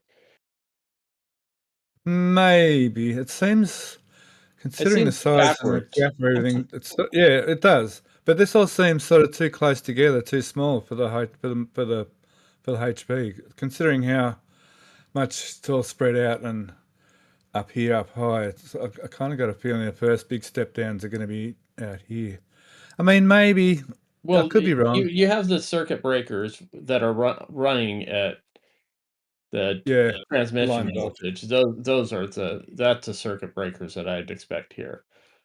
Of course, you need them pre any transformer. You're like, yeah, okay, I think you're right there. Then yeah, the disconnect essentially.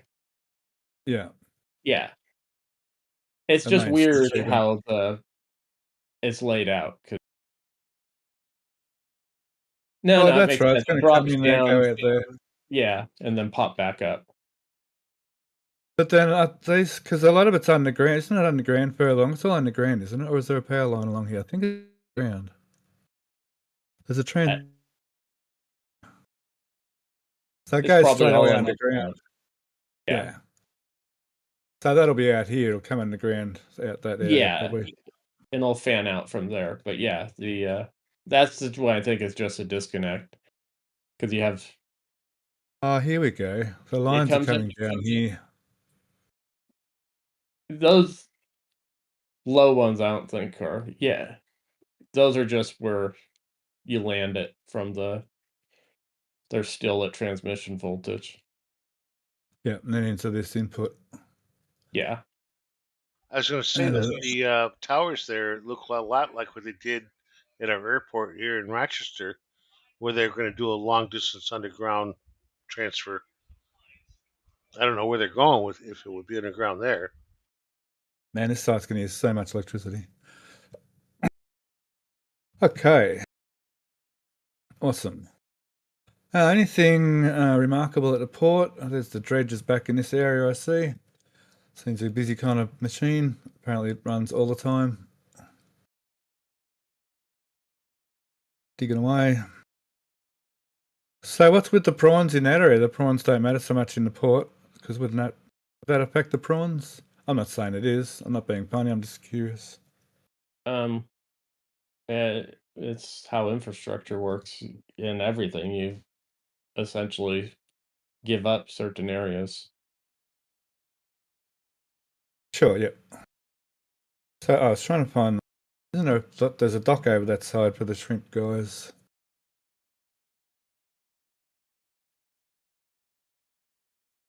What are we looking at there? A lot of dredging? Yeah, they're dredging the canal. More photos. We actually have some donations. So AK John Doe donated $10 and says, can't let it go with 05 because we have a 5 donation, I guess, target. And then Yuzada then donated $5 and says, didn't see that goal up there. Okay, here's number 2. So thank you both so much. Goodness. John Doe, huh? I see. So this is a smaller version. I think we'll talk about this a fair bit too. The smaller version of the ASU at the launch site. We'll have a lot more cooling towers. I mean, cooling towers? Chilling towers. What do we used to call these? Water chillers. They're cooling towers. Cooling towers, yeah. I didn't want to get mixed up with the words for those things. A little tiny compressor here compared to the launch site. You can see all the pipework similar to what we see at the launch site ASU, just a bit smaller. Or maybe, is it one the same size? No, it's actually smaller, isn't it? It's substantially smaller. And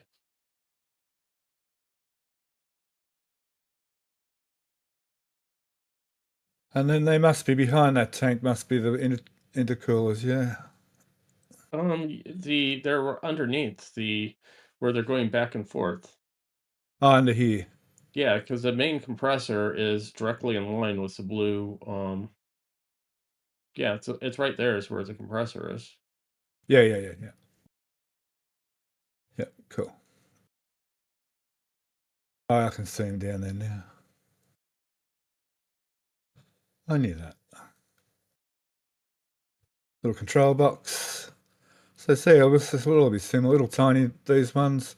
Oh, those are, sorry, I got sidetracked. That funny thing with the bulb on top, vertical, it's this machine here, isn't it? Yeah, that tower. Yeah. So this is what's going on at the liquefaction plant. This is a LNG. So this is a gasification process, basically. So we saw the big compressors. I don't think we saw this sort of system. Then there's all these systems it goes through. And then we did look at this particular tower. Over there at, where was that? Down in here, that one down in there. Yeah, the funny looking one.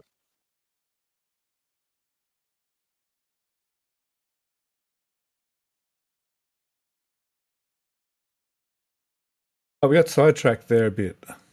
You do that to me all the time. It's funny. It's all good.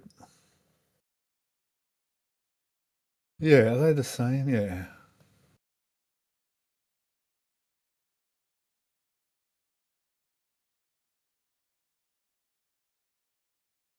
So back to our ASU. And has this got the other box, the smaller one? Is it just not enclosed? Is that right? No, it's there. Oh, there it is It's there. line. Yeah. Ah, gotcha, yep. I keep thinking that was the same tower, sorry. Box, I mean. Yep, gotcha, thank you. Are those trucks there to pick up from that? Yep. That's for bulk transport, yeah. Well, when you look at the bulk transport over here, it's not really that bulk at all, is it? Compared to this bulk.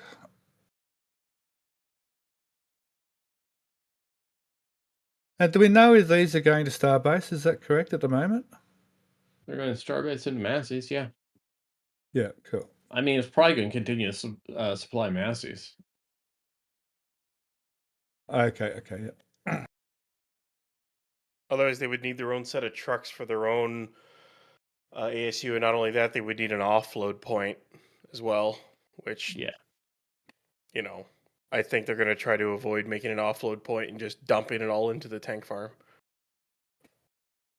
And that you'll need the ability to bring in outside because maintenance issues and other stuff. Mm-hmm. Oh, Ryan, you mean upload points? No, upload points at the ASU like this? Yeah, I don't think there will be any. I don't see the point in them. They'd have to be by the tank farm if they don't have bulk storage. Yeah, and if anything, the only offload I could see would be argon. Yeah. Yeah, so that they could take it to the production site. Yeah, that'd be tapped probably at the SU and not go across the street. Yeah, so, and that wouldn't be that hard to... They may have a storage tank for that. If they do want to take large quantities of argon and liquid argon, they could have a storage tank at the ASU, or even like a small vertical tank, or something at the ASU for it. I don't know where, but you could put one somewhere and then just have an offload point for it, and be able to truck to hook up to it and fill it up, take it to the production site, and use it for welding and other things. So, as well as Starlink fuel. Yeah, the second Tower 2 already has high pressure argon lines heading up to the ship QD. Yep, Like these tanks. could be a small vertical one. Yeah, they could have some storage of argon, liquid argon. Basically, keep it liquid and then just vaporize it and send it up the tower to, if they are doing a late load for Starlinks, that is. Which, as far as I know, they load those Starlinks before they encapsulate them. So my guess is they would load them and then load them in the ship. Especially with the luck they've had with filling COPVs. Yeah, I would guess that my guess is argon would be loaded at the production site, or wherever they're gonna do the payload integration as well. They'll load argon. So at some point somewhere, you probably see an argon tank at the ASU, and then they just truck the argon to the production site, to the location where they want to fill the Starlinks, and then that'll be that. Well, they also might need to do a secondary workup, because I do not know what purities their Hall effect thrusters require. Oh, yeah, that's true. They might have to do a second Yeah. thing with it. So there's also a chance that they don't actually ever pull argon from this. There's a chance that they only use it for LN2 and LOX, and they just get liquid argon from somewhere else. But we'll see. Yeah, that's a good point. I forgot about that. Yeah. Well, I don't know how pure this ASU can get it. I know for the Xenon and Krypton and the other ones, that all goes as a mixture, and you purify it in a lab setting. So what we're sort of getting at there is that another big difference here. This has storage for the products here that then get taken away in a truck, whereas at Starbase, this storage is actually the tank farm. So you said about uploading, can they actually load trucks out of this system as well, or can this only receive propellants as it is now? You should be able to offload the tank farm, or if you want to empty the tank farm, you just let the LOX and LN2 boil off. But I'm pretty sure I'm almost certain you can offload it stuff. I don't see why not. You just back pressure it, right? Like to deliver it. Sorry. It depends on. I don't know how the trucks are set up for how they're doing their fill. Conceptually, you should be able to add whether it's economically worthwhile. Maybe to deliver to masses, say for instance. You're at some point. They already are, as far as I know, have a long-term contract with Lynn to provide cryogenics. So there's never really need to upload at all then off the new ASU. And the ASU there is going to be, especially down the line, is going to be entirely taken up by launches. Entirely. So. Oh, over here, yeah. Yep, sure. Yep. Yeah, this ASU can supply that one can supply masses all live long day. This one will be launches only. And boosters, it'll be booster static fires and launches and tanking tests. Anything they got to do on the pads, this thing will supply it once it's up and running. And that'll pretty much use it up, especially once their cadence gets up. That'll basically use this thing up entirely. Just about 900 tons of LOX a day. The one SpaceX is making.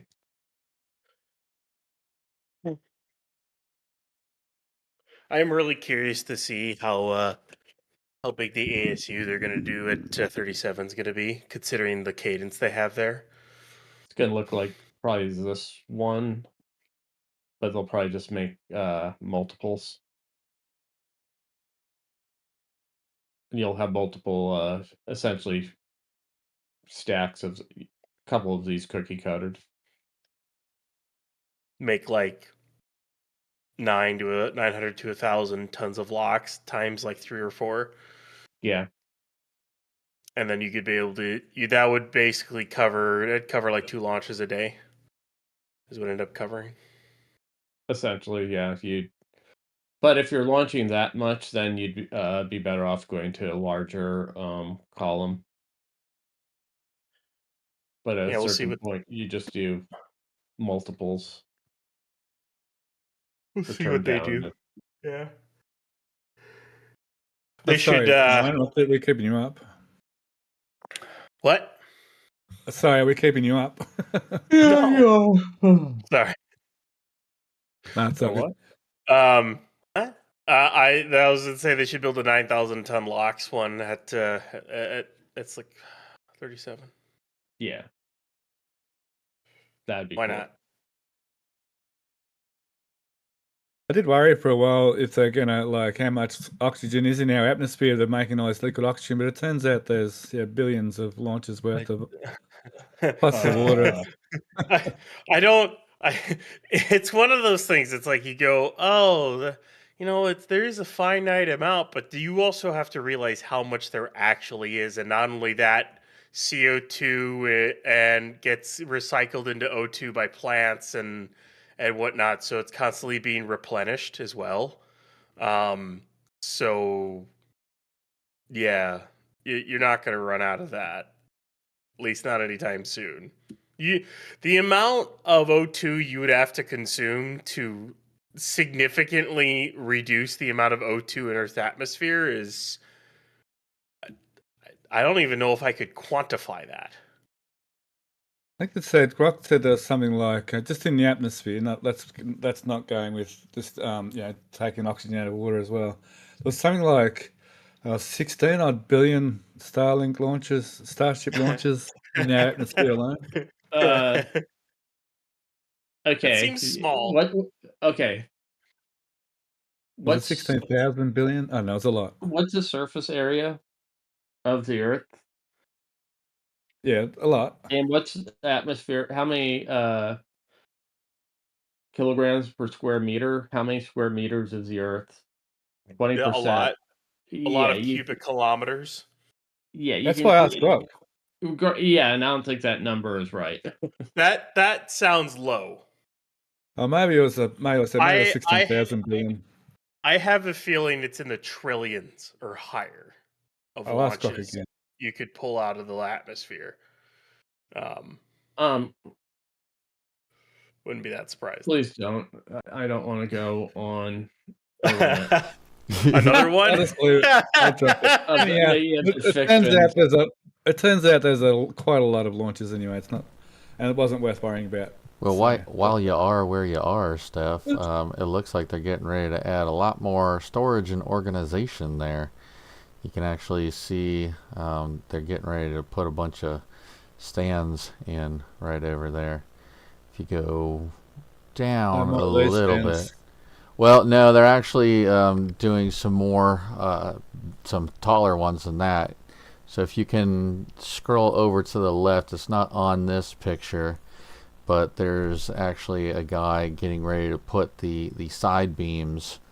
He's getting ready to pick them up and bring them over there, and some of the interconnected beams are already actually in that area, that cleared area over there. Over in this cleared area?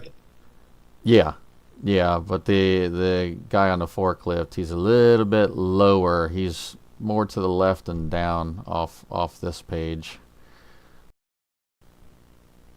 There he is, right at the bottom there. He's picking up some of the really tall side pieces, and you can see the white pieces right behind it are the interconnects to put those together. So those are like pallet racks.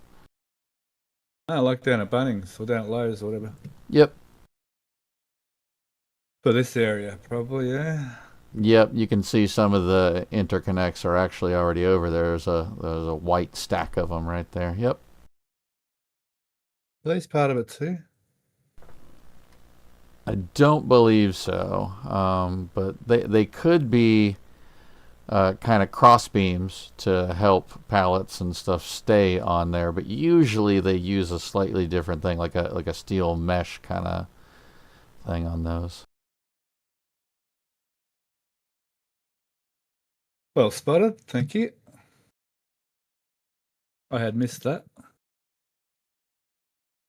Matt to the rescue lately, good on you. Trying. I stick to the areas that I know about. Those other things might be more of these. Yeah, some smaller, lower ones, yeah. I kind of have that vibe about them. Mhm. Alrighty. I think we've pretty well covered all the sites. We've certainly covered a lot of subjects. Sorry? Said pretty well covers everything plus tangents. Oh, yeah. The tangents are the best bit. That's my phone here. U.S. military history, sci-fi. You know, I'm And on the also all verge the of wonderful bringing- donations, like the one from Rex who donated $9.99 and says always a great show. So that's 3 out of the 5 that we've got donations for this evening. Thank you guys so much. Along with your rabbit holes and your naval conversations. Hey, sorry guys, I have to go. I've taken an important phone call. The show is pretty well done anyway. Please carry on and finish up, Matt, as you please. Thank you. Absolutely. Anything else anybody wants to chat about real quick? I think everything's pretty well covered. Hopefully the flyover will have Ship 39 at Massey's. It doesn't look like it's going tonight. That's almost guaranteed at this point, but possibly tomorrow night. So You sure you don't want to bring up stromatolites in Shark Bay, Australia? The living fossils of the great oxidation event of Earth's history. if you want to. Well, I mean, if we're bringing up oxygen. I kind of want to get some food. I don't know about you. Yeah, I definitely need to have some food. So, Sounds good. Well, yeah, thank you. Whoop, Yazada, number 4 with a $5 super chat real quick. We appreciate you right there at the end. But yeah, this'll wrap up our Starbase Xpanded 10th show. So starting to get into them. We have a flyover that is scheduled for Saturday at 8:30 in the morning Central Time. So look forward to that, guys, and we'll have our regular Starbase Weekly on Sunday, and we'll be doing this one again next Tuesday. So until then, love, peace, and chopstick rail grease.